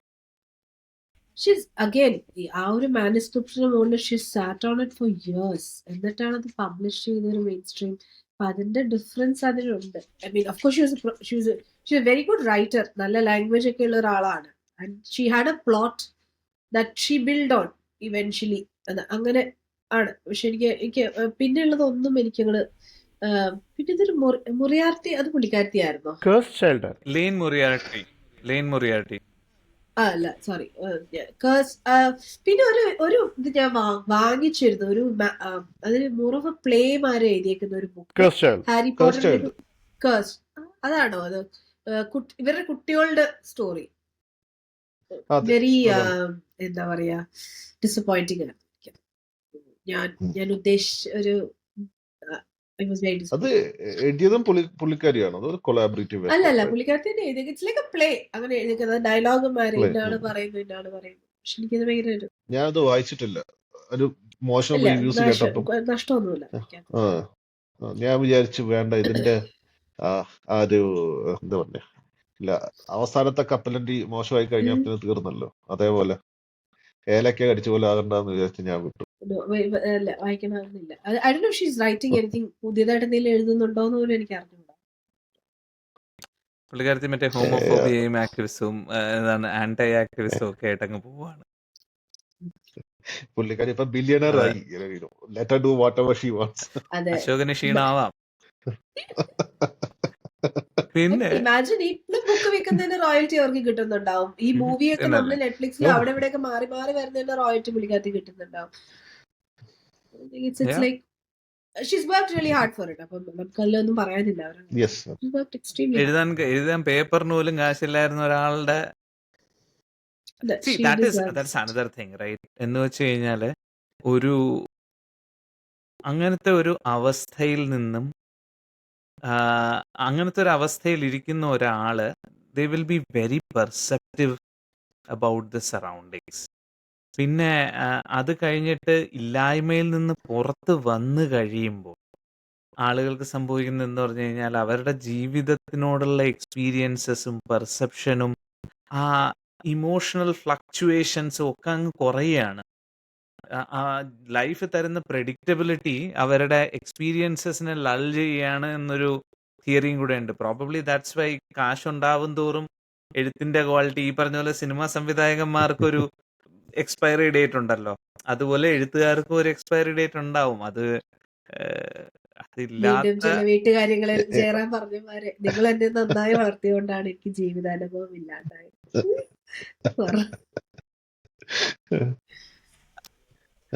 എനിക്ക് തോന്നുന്നു ഇപ്പം പുള്ളിക്കാരിക്ക് പൈസയൊക്കെ ആയി, പിന്നെ മോട്ടിവേഷൻ ഒന്നും ഇല്ല എന്ന് തോന്നുന്നു. ലൈഫ് എക്സ്പീരിയൻസസ് കുറയും. എന്ന് വെച്ച് കഴിഞ്ഞാൽ നമ്മുടെ അത് കഴിഞ്ഞിട്ട് ഈ മറ്റേ പബ്ലിക് ഇവന്റ്സും അങ്ങനത്തെ കാര്യങ്ങളും ഒക്കെ ആവുമ്പോൾ മറ്റത് പുള്ളിക്കാരത്തെ ഒരു സാധാരണക്കാരിയെ പോലെ ട്രെയിനിൽ യാത്ര ചെയ്ത് ജോലിക്ക് പോയിക്കൊണ്ടിരുന്ന ആളാണ്. അപ്പൊ കാണുന്ന ആളുകളും പിന്നെ കാണുന്ന ആളുകളും തമ്മിൽ നല്ല വ്യത്യാസമുണ്ട്. മലയാളത്തിലെ റീസെന്റ് എക്സാമ്പിൾ പറയുകയാണെങ്കിൽ മുഹമ്മദ് അബ്ബാസ് കേട്ടിട്ടുണ്ടാവില്ല മുഹമ്മദ് അബ്ബാസിനെ പറ്റിയിട്ട്. മുഹമ്മദ് അബ്ബാസ് ആത്മഹത്യക്ക് എന്ത് സ്നേഹമുന്മാദം. തന്നെ ഭ്രാന്ത് അല്ല, ആത്മഹത്യക്കും ഭ്രാന്തിനും ഇടയിൽ. അത് മറ്റേ പുള്ളിയാണ്. മറ്റേ അതുപോലെ ഒരു പെയിന്റ് പണിക്കാരൻ്റെ ലോകസഞ്ചാരങ്ങൾ, ഇതൊക്കെ ഇദ്ദേഹത്തിൻ്റെ കുറിപ്പുകളാണ്. നല്ല ഭാഷയാണ് സംബന്ധിച്ചത്. പക്ഷേ പുള്ളിയുടെ വായനാക്കുറിപ്പുകൾ അങ്ങനത്തെ ജീവിതാനുഭവങ്ങളൊക്കെയാണ്. ആദ്യത്തെ ആ ഒരു സംഭവം പിന്നെ അവസാനമായപ്പോഴത്തേക്കും പുള്ളിക്ക് അങ്ങ് പോയി. പുള്ളി അവസാനത്തേക്ക് ഇപ്പോൾ വരുന്ന നോവലുകൾക്കൊന്നും വലിയ എന്താ പറയുക, ഇദ്ദേഹം ഏതെങ്കിലും ഒരു ബുക്കിനെ അധികരിച്ച് ഒക്കെയാണ് എഴുതുന്നത് കൂടുതലും. അതായത് ഒന്നുകിൽ ഖസാക്കിൻ്റെ ഇതിഹാസത്തിനെ അധികരിച്ച് എഴുതുന്നതായിരിക്കാം, അല്ലെങ്കിൽ അങ്ങനെ എന്തെങ്കിലുമൊക്കെ ഒരു വായനാനുഭവത്തിൽ നിന്ന് തുടങ്ങിയ പോലത്തെ നോവലുകളൊക്കെയാണ് ഇപ്പോൾ വരുന്നത്. അത് കുറച്ച് കഴിയുമ്പോൾ ആളുകൾക്കത് മടുത്തു തുടങ്ങി. നമ്മുടെ പി എഫ് മാത്യൂസിൻ്റെ കേസ് എടുത്താൽ എങ്ങനെയാണ്? അപ്പോൾ പി എഫ് മാത്യൂസിൻ്റെ ആ തുടക്കമുള്ള ആ ഒരു എന്താ പറയുക, ട്രിലജിയില്ലേ, നമ്മുടെ ചാവുനിലം, നമ്മുടെ ഇരുട്ടിലൊരു പുണ്യാളൻ, പറഞ്ഞ കൂടി ഉണ്ടല്ലോ, കാപ്പരി, മറ്റേ നമ്മളെന്താ പറയുക, അടിയാളപ്രേതം. അപ്പോൾ ഈ പറഞ്ഞ ട്രിലജിയിലകത്തുള്ള ആ അത്രയും നല്ല പുസ്തകങ്ങൾ പിന്നെ അതിന് പുറത്തില്ല. ഇപ്പോൾ റീസെൻ്റ്ലി വന്ന കാണായ്മയൊന്നും അങ്ങനെ വായിക്കപ്പെട്ടിട്ടില്ല. അതായത് ഒരു ഡിക്ലൈൻ ഉണ്ട്. കാര്യം ആൾ നല്ല റൈറ്ററാണ്. പുള്ളിയുടെ പുള്ളി ഭാഷ പിന്നെ ഡ്രാബായിക്കൊണ്ടിരിക്കുകയാണ്, കുറേ കൂടി ഡ്രൈ ആയി മാറിക്കൊണ്ടിരിക്കുകയാണ് അങ്ങനത്തെ ഭാഷ. അപ്പോൾ അത് ഈ ഷാർപ്പ് ഡിക്ലൈനൊക്കെ അങ്ങനെയുള്ള റൈറ്റേഴ്സിലാണ് കണ്ടിട്ടുള്ളൂ. സ്റ്റീഫൻ കിങ് കണ്ടാൻ എങ്ങനെയാണോ ഇങ്ങനെ എഴുതിക്കൊണ്ടിരിക്കുന്നത് ദൈവത്തിന് അറിയാം. അടി നിർത്തിയല്ലോ ഇപ്പൊ. ആക്സിഡന്റ് കഴിഞ്ഞ പിന്നെ പുള്ളി അത് നിർത്തി. പുള്ളിയുടെ books if you look at ഇപ്പോഴത്തെ ബുക്സിൽ പറഞ്ഞ ഹൊറർ എലിമെന്റ് വളരെ മൈൽഡ് ആണ്. അല്ല, ഹൊറർ എലമെന്റ് മാത്രമല്ല, പുള്ളി ലെജൻഡറി സ്റ്റഫ് അത് കഴിഞ്ഞിട്ട് പുള്ളി ഒന്നും ചെയ്തിട്ടില്ല. അന്നത്തെ ഇല്ല. ഹിറ്റും പെറ്റ് സെമെട്രിയും സേലം സ്ലോട്ടും ഒക്കെ കഴിഞ്ഞിട്ട് പുള്ളി ലെജൻഡറി ആയിട്ടൊന്നും ചെയ്തിട്ടില്ല. പ്രോബബ്ലി എനിക്ക് ക്ലോസ് ടു ദാറ്റ് എന്ന് തോന്നിയത് മറ്റേ ബിൽ ഹോഡ്ജസ് ട്രൈലോജിയാണ്. Again, that's only a thriller. It is nothing ഒരു Jeffrey Archer level of mystery thriller ആണ്. അല്ലാണ്ട് ഹൊറർ എന്നൊക്കെ പറഞ്ഞ മനുഷ്യനകത്ത് ഉറങ്ങാതിരിക്കുന്ന ബുക്സ് പുള്ളി എഴുതിയിട്ടുണ്ട്. അതൊന്നും അതിന്റെ അടുത്തൊന്നും വരില്ല. അതൊന്നും 20% പോയിന്റ്, അതായത് ഒരു ക്രിയേറ്ററിൻ്റെ ക്രിയേറ്റീവ് ലൈഫിലെ 20% പോയിന്റിലാണ് പുള്ളിയുടെ മാസ്റ്റർ പീസ് ഉണ്ടാക്കുക എന്നാണ് പറയുന്നത്. അല്ലെങ്കിൽ ഏറ്റവും ബെസ്റ്റ് സെല്ലർ ഉണ്ടാക്കുന്നത്. പിന്നെ അങ്ങോട്ടൊരു ഒരു റൈസ് ആയിരിക്കും. അത് അതിനെ ബേസ് ചെയ്തിട്ട്, അതാണ് അതിൻ്റെ ഫ്യൂവൽ. അവിടെ നിന്ന് കയറി അങ്ങ് പുള്ളി ഒരു മോഡിലേക്ക് അങ്ങ് പോകും. അപ്പോൾ നമ്മളെല്ലാം വായിക്കും. പുള്ളി എഴുതുന്ന എല്ലാ സാധനങ്ങളും, പുള്ളി ക്രിയേറ്റ് ചെയ്യുന്ന സാധനങ്ങളൊക്കെ നമ്മൾ ആസ്വദിക്കും. അത് കഴിഞ്ഞൊരു ടൈം എത്തിക്കഴിയുമ്പോൾ പിന്നെ അതങ്ങ് താഴത്തേക്ക് പോകും. താഴത്തേക്കെന്ന് വെച്ചാൽ അതിന് ഭയങ്കര സ്റ്റീപ്പ് ഡിക്ലൈൻ ആയിരിക്കും. അപ്പോൾ അത് എനിക്ക് തോന്നുന്നത് അത് മിക്കവാറും എല്ലാവർക്കും ഉള്ളതാണ്. പക്ഷെ നമ്മൾ ചിലപ്പോൾ റിയലൈസ് ചെയ്യില്ല. ഇദ്ദേഹത്തിൻ്റെ കാര്യത്തിലൊക്കെ നമുക്കറിയില്ല, കാരണം അത്രയധികം വർക്ക്സ് ഉണ്ട് പുള്ളിയുടെ. ആളുകൾ ഇപ്പോഴും വായിച്ചുകൊണ്ടിരിക്കുന്നേ ഉള്ളൂ. സ്റ്റീഫൻ കിങ്ങിൻ്റെ എല്ലാ വർക്ക്സൊന്നും വായിച്ച ആൾക്കാരുണ്ടോ എന്ന് എനിക്കറിയില്ല. ചിലപ്പോൾ അതുകൊണ്ടായിരിക്കാം. ഒരുവിധം എല്ലാം സാൻഡി വായിച്ചിട്ടുണ്ട്. ഇല്ലല്ലേ, ഞാൻ എനിക്കൊരു സ്റ്റീഫൻ കിങ് ഫേസ് ഉണ്ട്. എനിക്കത് വായിക്കാത്തത് എനിക്ക് തോന്നുന്നു മേ ബി ടോമി നോക്കേഴ്സ്. പിന്നെ അങ്ങനെ കുറെ സാധനങ്ങൾ ഉണ്ടായിരുന്നല്ലോ. തിന്നറൊക്കെ വായിച്ചതാ. തിന്നർ വായിച്ചിട്ടുണ്ടോ? The girl who love Tom Gordon. അത് ഞാൻ വായിച്ചിട്ടില്ല. ഒരു ഇതിൽ മിസ്സായി പോകുന്ന ഒരു കൊച്ചിനെ കുറിച്ച് ഒരു നാട്ടിൽ അത് ഞാൻ വായിച്ചില്ല. പക്ഷെ ആ സമയത്ത് അങ്ങനെ കുറെ സാധനങ്ങൾ ഉണ്ടായിരുന്നു പുള്ളിയുടെ. പക്ഷെ again prolific writer, quality of writing fluctuations ഇല്ല. ജോണർ പതുക്കെ, അല്ലെങ്കിൽ ഒരു മൈൽഡ്നെസ് പുള്ളിക്ക് വിത്ത് ഏജ് വന്നതാണോ? പുള്ളിയുടെ എന്താ പറയണേ, മൈൻഡ് ബ്ലോയിങ് ഹൊറർ പുള്ളി പകുതി ഒഴുക്കി വെച്ച് അങ്ങ് ഉപേക്ഷിച്ചു. കുറച്ചുകൂടി സട്ടിൽ ഹൊററായി. പിന്നെ അതുപോലെ വേറൊരു ആള് Harper Lee, to kill a mockingbird എഴുതി കഴിഞ്ഞിട്ട് അതൊരു അബ്സല്യൂട്ട് ക്ലാസിക് ആണ്. അത് കഴിഞ്ഞിട്ട് വളരെ വർഷങ്ങൾക്ക് ശേഷമാണ് പുള്ളിക്കാരത്തിന്റെ മറ്റേ ഗോസ്റ്റ് അറ്റ് എ വാച്ച്മാൻ ഇറങ്ങിയത്.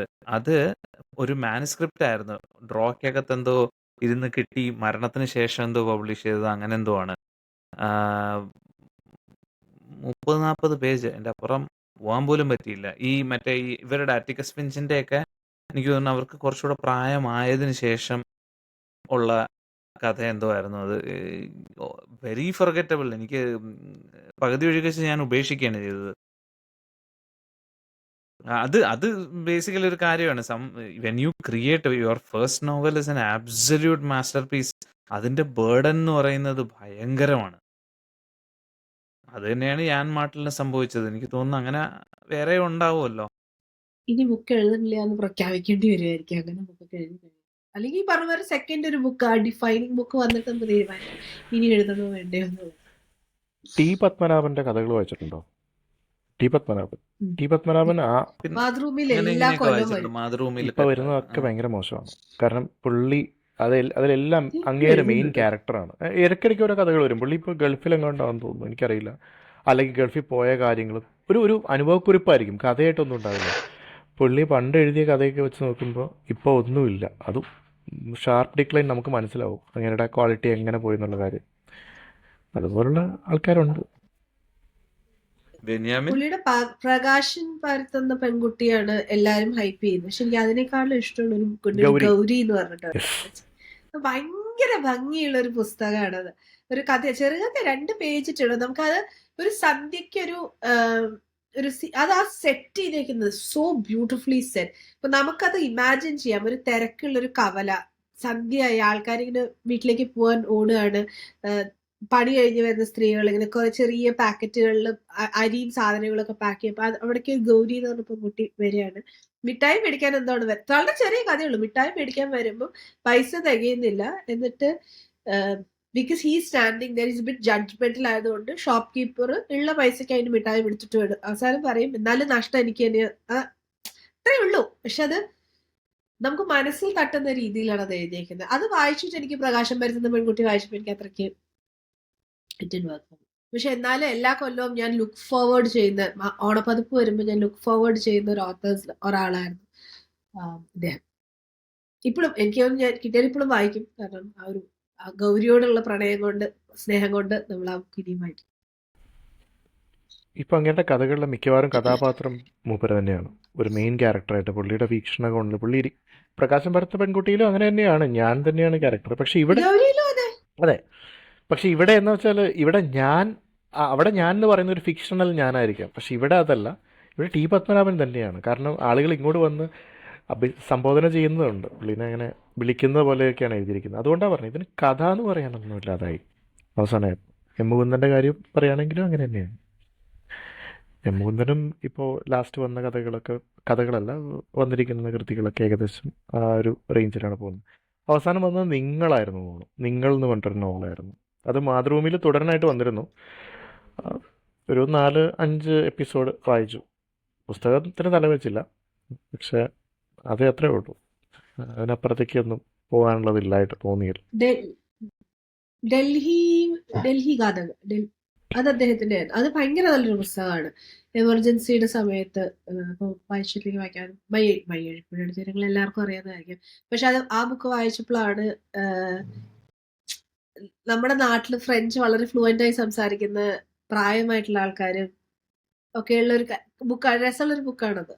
പക്ഷെ അത് കഴിഞ്ഞിട്ടുള്ളതൊക്കെ ഈ പറഞ്ഞമാരെ എനിക്ക് ബുദ്ധിയില്ലാത്തതുകൊണ്ടാണോ പലപ്പോഴും എനിക്ക് തോന്നിയിട്ടുണ്ട്. ചിലപ്പോൾ അതൊക്കെ നമുക്ക് നമ്മുടെ ഒരു ഇന്റലക്ച്വൽ ലെവലിനേക്കാളും മേളിൽ എഴുതി കഴിഞ്ഞാൽ നമുക്കത് എൻജോയ് ചെയ്യാൻ പറ്റില്ലല്ലോ. അതാണോ എനിക്ക് ആനന്ദിന്റെ ബുക്സ് എനിക്ക് അങ്ങനെ തോന്നാറുണ്ട്. പല ബുക്കും എനിക്കെന്തോ ഒന്നും മനസ്സിലാവാറില്ല. കാരണം പുള്ളി ഇങ്ങനെ അലിഗറീസിൽ സംസാരിക്കുന്നതുകൊണ്ടാണോ പലതിനെ കുറിച്ചായിരിക്കും പുള്ളി എന്തിനെ കുറിച്ചാണ് പറയുന്നതെന്ന് പോലും എനിക്ക് മനസ്സിലാവാറില്ല. ചില പ്രശ്നങ്ങൾ എനിക്കുണ്ട്. സോറി, സാൻഡി പറഞ്ഞത് ഞാൻ കേട്ടു അതിന്റെ ഇടയ്ക്ക് കൂടെ. ബെന്യാമിൻ എനിക്ക് കോൺട്രവേഴ്ഷ്യൽ ആണ്. ആടുജീവിതം എനിക്ക് ആദ്യത്തെ ഒരുപാട് പുസ്തകങ്ങൾ ഭയങ്കരമായി ഇഷ്ടപ്പെട്ടാണ്. എനിക്കൊന്നും ഞാൻ അധികമൊന്നും വായിച്ചിട്ടും കൂടെ ഇല്ല. ഞാൻ കൂടുതലും ഹേർഡ് ഫ്രം അതേഴ്സ് ആണ്. ഞാനും മറ്റേ ആടുജീവിതം, മഞ്ഞവെയില്, അക്കപ്പൂര്, അക്കപ്പൂരിന്റെ എത്ര 20 നസ്രാണി വർഷങ്ങളോ 30 നസ്രാണി വർഷങ്ങളോ 20 നസ്രാണി 20 വർഷം. നസ്രാണി വർഷങ്ങൾ, അത് മൂന്നും എനിക്ക് ഒരുപാട് ഇഷ്ടപ്പെട്ടതാണ്. അക്കപ്പൂര് വാസ് അബ്സല്യൂട്ട്ലി ഇറവറന്റ്. എനിക്ക് അത് വായിച്ചു കഴിഞ്ഞപ്പോൾ ഹ്യൂമർ ആയിരുന്നു. ഒരുപാട് പുള്ളിയോട് റെസ്പെക്ട് തോന്നിയ സാധനമാണ്. പിന്നെ പുള്ളിയുടെ ഒന്നും ആരും എനിക്ക് റെക്കമെൻഡ് ചെയ്തിട്ടില്ല ഭയങ്കര നല്ലതാണ് വായിക്കണമെന്ന് പറഞ്ഞ്, പിന്നീട് ആരും ഒന്നും പറഞ്ഞു കേട്ടിട്ടില്ല. അത് കാരണം ഞാൻ എടുക്കാത്തതാണ്. നിങ്ങൾ ആരെങ്കിലും പിന്നെ വായിച്ചിട്ടുണ്ടെങ്കിൽ പറയാം. എനിക്ക് പുള്ളിയുടെ ആടുജീവിതം ഭയങ്കര ഇഷ്ടപ്പെട്ടൊരു ബുക്കാണ്. പക്ഷെ സെക്കൻഡ് ബുക്ക് ഞാൻ വായിച്ചത് മഞ്ഞവെയിൽ മരണങ്ങൾ. അത് വായിച്ചപ്പോൾ അതിനകത്ത് എനിക്ക് ഒന്ന് മറിയം സേവ ഉള്ളത് അതെ അതെ, അതിനകത്താണ്. മറിയം സേവ. അപ്പൊ അത് വായിച്ചപ്പോൾ എനിക്ക് തോന്നുന്നു ആ സ്റ്റോറിയുടെ പകുതിയായപ്പോ അബ്രപ്റ്റ്ലി സ്റ്റോറി വേറെ എങ്ങോട്ടോ പോയി, ഈ മറിയം സേവയുടെ പുറയിലോട്ടൊക്കെ പോയി. And what I felt was that പുള്ളി ഇട്ടിക്കോരയോ അല്ലെങ്കിൽ അടുത്ത ഡാവിഞ്ചിക്കോടോ എന്താ ചെയ്യാൻ നോക്കിയതായിട്ട് എനിക്ക് തോന്നിയത്. It felt very artificial, very awkward. So അതിനുശേഷം ഞാൻ പിന്നെ അത് വേറെ പുള്ളിയുടെ വർക്ക്സ് ഒന്നും വായിച്ചിട്ടില്ല. എനിക്ക് ആക്ച്വലി മഞ്ഞവെയിൽ മരണങ്ങൾ ഇഷ്ടപ്പെട്ട ഒരു ബുക്കാണ്. എനിക്ക് അത്യാവശ്യം അത് ഇഷ്ടപ്പെട്ടു. അത് വായിച്ച Again. It had it's moments, it had it's really good moments. പിന്നെ കുറച്ച് ഭാഗങ്ങൾ ഈ പറഞ്ഞ പോലെ അത് കഴിഞ്ഞിട്ടാണ് ഞാൻ TDRന്റെ ഇത് വായിച്ചത്, ഇട്ടിക്കോര വായിച്ചത്. Itty Cora If you compare Itikora and this, I definitely would rate Manyavel above Itikora. Definitely Itty Cora കുറെ എനിക്ക് വിക്കിപീഡിയ ആണല്ലോ. അതെ, ഇട്ടിക്കോര പക്ഷെ എനിക്ക് ഭയങ്കര ഇഷ്ടപ്പെട്ട ഒരു ബുക്കാണ്. പക്ഷെ ആ ഇഷ്ടത്തോടെ ഞാൻ പോയി ആൽഫ വാങ്ങി വായിച്ചു. That was A huge let down. ഉള്ളി പൊളിച്ചതുപോലെ പൊളിച്ച് ഒന്നുമില്ല. ആൽഫ പുള്ളിയുടെ ആദ്യത്തെ നോവലായിരുന്നു. അത് ശരിക്കും അതില് മറ്റേതിന് ഇൻഫ്ലുവൻസ് ഉണ്ട്. എന്താ പറയാ, നമ്മുടെ ലോർഡ് ഓഫ് ദ ഫ്ലൈസ്, അതിന്റെ ഇൻഫ്ലുവൻസ് ഉള്ള ഒരു ബുക്കാണത്. അതുകൊണ്ടാണ്, അല്ലാതെ എനിക്കതൊരു ഒറിജിനൽ വർക്കായിട്ട് തോന്നിയിട്ടില്ല. ആൽഫ ഇതുപോലെ തന്നെയാണ്, ഒന്നുമില്ലാതൊരു സംഭവമായി പോയി ആ ബുക്ക്. എനിക്ക് അത് ഒരുപാട് പൊട്ടൻഷ്യൽ ഉള്ളതായിട്ട് തോന്നി, പക്ഷെ അതങ്ങോട്ട് എക്സ്പ്ലോർ ചെയ്തില്ല. കുറെ കാര്യങ്ങൾ തന്നെ ആൾക്കാർ വെറുതെ റിപ്പീറ്റ് അടിച്ചുകൊണ്ടിരുന്നു. എനിക്ക് അങ്ങനെ ഫീൽ ചെയ്തത്. അപ്പം TDRന്റെ കേസിൽ അതൊരു ഡിക്ലൈൻ ഒന്നുമല്ല, ആക്ച്വലി ഫ്ലക്ച്വേഷൻ ആണ്. ഇട്ടിക്കോരൊക്കെ കിട്ടിയ ഹൈ, എനിക്ക് തോന്നി ഇട്ടിക്കോര പോലും എനിക്ക് അത്രയ്ക്ക് വലിയ ഇഷ്ടമായിട്ട് തോന്നിയില്ല. സാൻഡി പറഞ്ഞ പോലെ മഞ്ഞവിൽ മരണങ്ങളാണ് കുറെ കൂടി. എനിക്ക് ഇട്ടിക്കോരെക്കാളും ഇഷ്ടപ്പെട്ടത് മറ്റതാണ്, സുഗന്ധി. ഞാൻ സുഗന്ധി സ്കിപ്പ് ചെയ്തിട്ട് ഞാൻ മാമ ആഫ്രിക്ക വായിച്ചു. മാമ ആഫ്രിക്ക അതിൻ്റെ എന്താ പറയുക, ഒരു അങ്ങേയറ്റമാണ്, ഒരു പെർവേർഷൻ്റെ, അതായത് അല്ല, പുള്ളിക്ക് ടോർച്ചർ പോണിന്റെ ആശാനാണ്. അതായത് ഇയാളെ പറ്റിയിട്ട് TDRും ഇന്ദുഗോപനും ബെന്യാമിനും ഒക്കെ ഇരിക്കുന്ന ഒരു സദസ്സിൽ ഇവരുടെ റൈറ്റിങ്ങിനെ പറ്റിയൊരു, നമുക്ക് അതായിരിക്കുമല്ലോ കൂടുതൽ ഇൻസ്പയറിംഗ് ആയിട്ട് തോന്നുന്നത്. ഇവർ എങ്ങനെയാണ് ഇവരുടെ റൈറ്റിംഗ് പ്രോസസ്സ് എന്ന് കാണിക്കുന്ന ഒരു സദസ്സ് KLFന്റെ പഴയൊരു വേദിയാണ്. അപ്പോൾ അതിൽ സംസാരിക്കുന്നുണ്ടായിരുന്നു. അപ്പോൾ ബെന്യാമിൻ ആയിരുന്നു മോഡറേറ്റർ. ബെന്യാമിൻ ഇങ്ങനെ പറയുന്നുണ്ടായിരുന്നു TDRനെ പറ്റിയിട്ട്, ഉള്ളി പോലും കഴിക്കില്ല, അത്രയ്ക്ക് സാത്വികനായൊരു മനുഷ്യനാണ്. അപ്പോൾ സാത്വികനായ മനുഷ്യൻ്റെ ഉള്ളിലുള്ളതൊക്കെ പുള്ളി അത്രേ ഉള്ളൂ, എഴുതി വലിക്കുകയാണ്. മാമ ആഫ്രിക്ക എനിക്ക് വളരെ മോശമായിട്ട് തോന്നിയൊരു സാധനമാണ്. അതിനുശേഷം ഒന്നും വായിച്ചിട്ടില്ല. പക്ഷേ അന്തർബദിരർ മൂകർ, പച്ച മഞ്ഞ ചുവപ്പ്, ഇതൊക്കെ കുറച്ചുകൂടി ബെറ്റർ വർക്ക്സ് ആയിട്ടാണ് എല്ലാവരും പറയുന്നത്. ട്രൈ ചെയ്ത് നോക്കണം.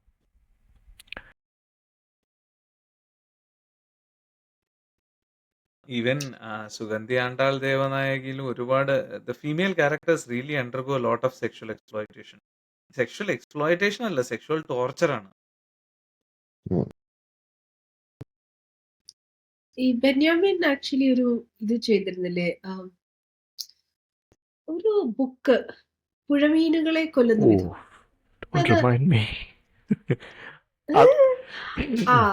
അത് എക്സ്പെരിമെന്റ് ആയിരുന്നു. അതായത് ഫസ്റ്റ് ചാപ്റ്ററും ക്ലൈമാക്സും ഇങ്ങനെ എഴുതും, ബാക്കിയെല്ലാം റാൻഡം റൈറ്റേഴ്സിനെ കൊണ്ട് എഴുതിക്കാം. മീൻസ് എന്തൊരു കോൺടെസ്റ്റ് പോലെ നടത്തിയിട്ട് അവരെ കൊണ്ട് എഴുതിച്ച് കഥ കംപ്ലീറ്റ് ചെയ്തായിരുന്നു. എനിക്കത് അതൊരു സംഭവമായിരുന്നു. വായിക്കേണ്ടി വന്നില്ല, കാരണം അത് യൂട്യൂബിലുണ്ടായിരുന്നു. യൂട്യൂബിൽ ഓഡിയോ നോവലായിട്ടുണ്ടായിരുന്നു, മീൻസ് ആക്ച്വലി വീഡിയോ നോവലായിട്ട് വന്നിരുന്നു. അത് നെറേറ്റ് ചെയ്യുന്ന പോലെയായിരുന്നു. ഈ മറ്റേ റൈറ്റേഴ്സ് തന്നെ നെറേറ്റ് ചെയ്യുന്ന, അവരുടെ ചാപ്റ്റേഴ്സ് നെറേറ്റ് ചെയ്യുന്ന പോലെയായിരുന്നു. അതും ഭയങ്കര മോശമായിട്ടാണ് തോന്നിയത്. അത് I think Benyamin has taken, പുള്ളിയുടെ ഒരു ബുക്കും ഒരു ജോണർ നമുക്ക് പറയാൻ പറ്റില്ല. Generally all authors have an area. I think is experimented with different things. Aadujeevitham ഒരു എക്സ്പാറ്റ് ഇതിനെ കുറിച്ചാണെങ്കിൽ, മഞ്ഞവെയിൽ മരണങ്ങൾ എക്സ്പാറ്റ് ആണെങ്കിൽ കൂടി ഒരു ത്രില്ലറാണ്. അക്കപ്പോറിന്റെ 20 നസ്രാണി വർഷങ്ങൾ സ്ലൈറ്റ്ലി ഡിഫറെന്റ് ബുക്ക്. അങ്ങനെ നോക്കുമ്പോൾ ഇതും ഒരു എക്സ്പെരിമെന്റ് ആണ് ശരിക്കും പറഞ്ഞു കഴിഞ്ഞാൽ. ഞാൻ അങ്ങനെ ഒരു കഥയുടെ തുടക്കം അവസാനം ഒരാളെ നടുക്ക് വേറെ ആൾക്കാരെ കൊണ്ട് എഴുതിക്കുന്ന ബുക്സ് ഞാൻ വായിച്ചിട്ടില്ല. ആൻഡ് പ്ലസ് ഇതിന്റെ ഒരു last set of pages, last chapters taped together. Book വാങ്ങിക്കുകയാണ്, ഞാൻ ബുക്ക് വായിച്ചിട്ടുണ്ട്, എൻ്റെ അടുത്ത് ബുക്ക് ഇരിക്കുന്നുണ്ട്. ലാസ്റ്റ് ഇത് ടേപ്ഡ് ആണ്. അതിന്റെ കഥയുടെ ചുരുൾ അറിയുന്നത് അവിടെയാണ്, അതിന്റെ മിസ്റ്ററി ഇത് ചെയ്ത്. അതൊക്കെ ഭയങ്കര എനിക്കൊരു എക്സ്പെരിമെന്റ് ലെവലില് നല്ലതായിരുന്നു. പക്ഷെ കഥ അത്ര ഭയങ്കര സൂപ്പറൊന്നായിട്ട് എനിക്ക് തോന്നിയില്ല. അതുമാതിരി വേറൊരു ബുക്ക് ഉണ്ടാവില്ലേ, ഏത് ഓർഡറിൽ വേണമെങ്കിലും വായിക്കാന്ന് പറഞ്ഞൊരു ബുക്ക്, അത് ഇതാണോ?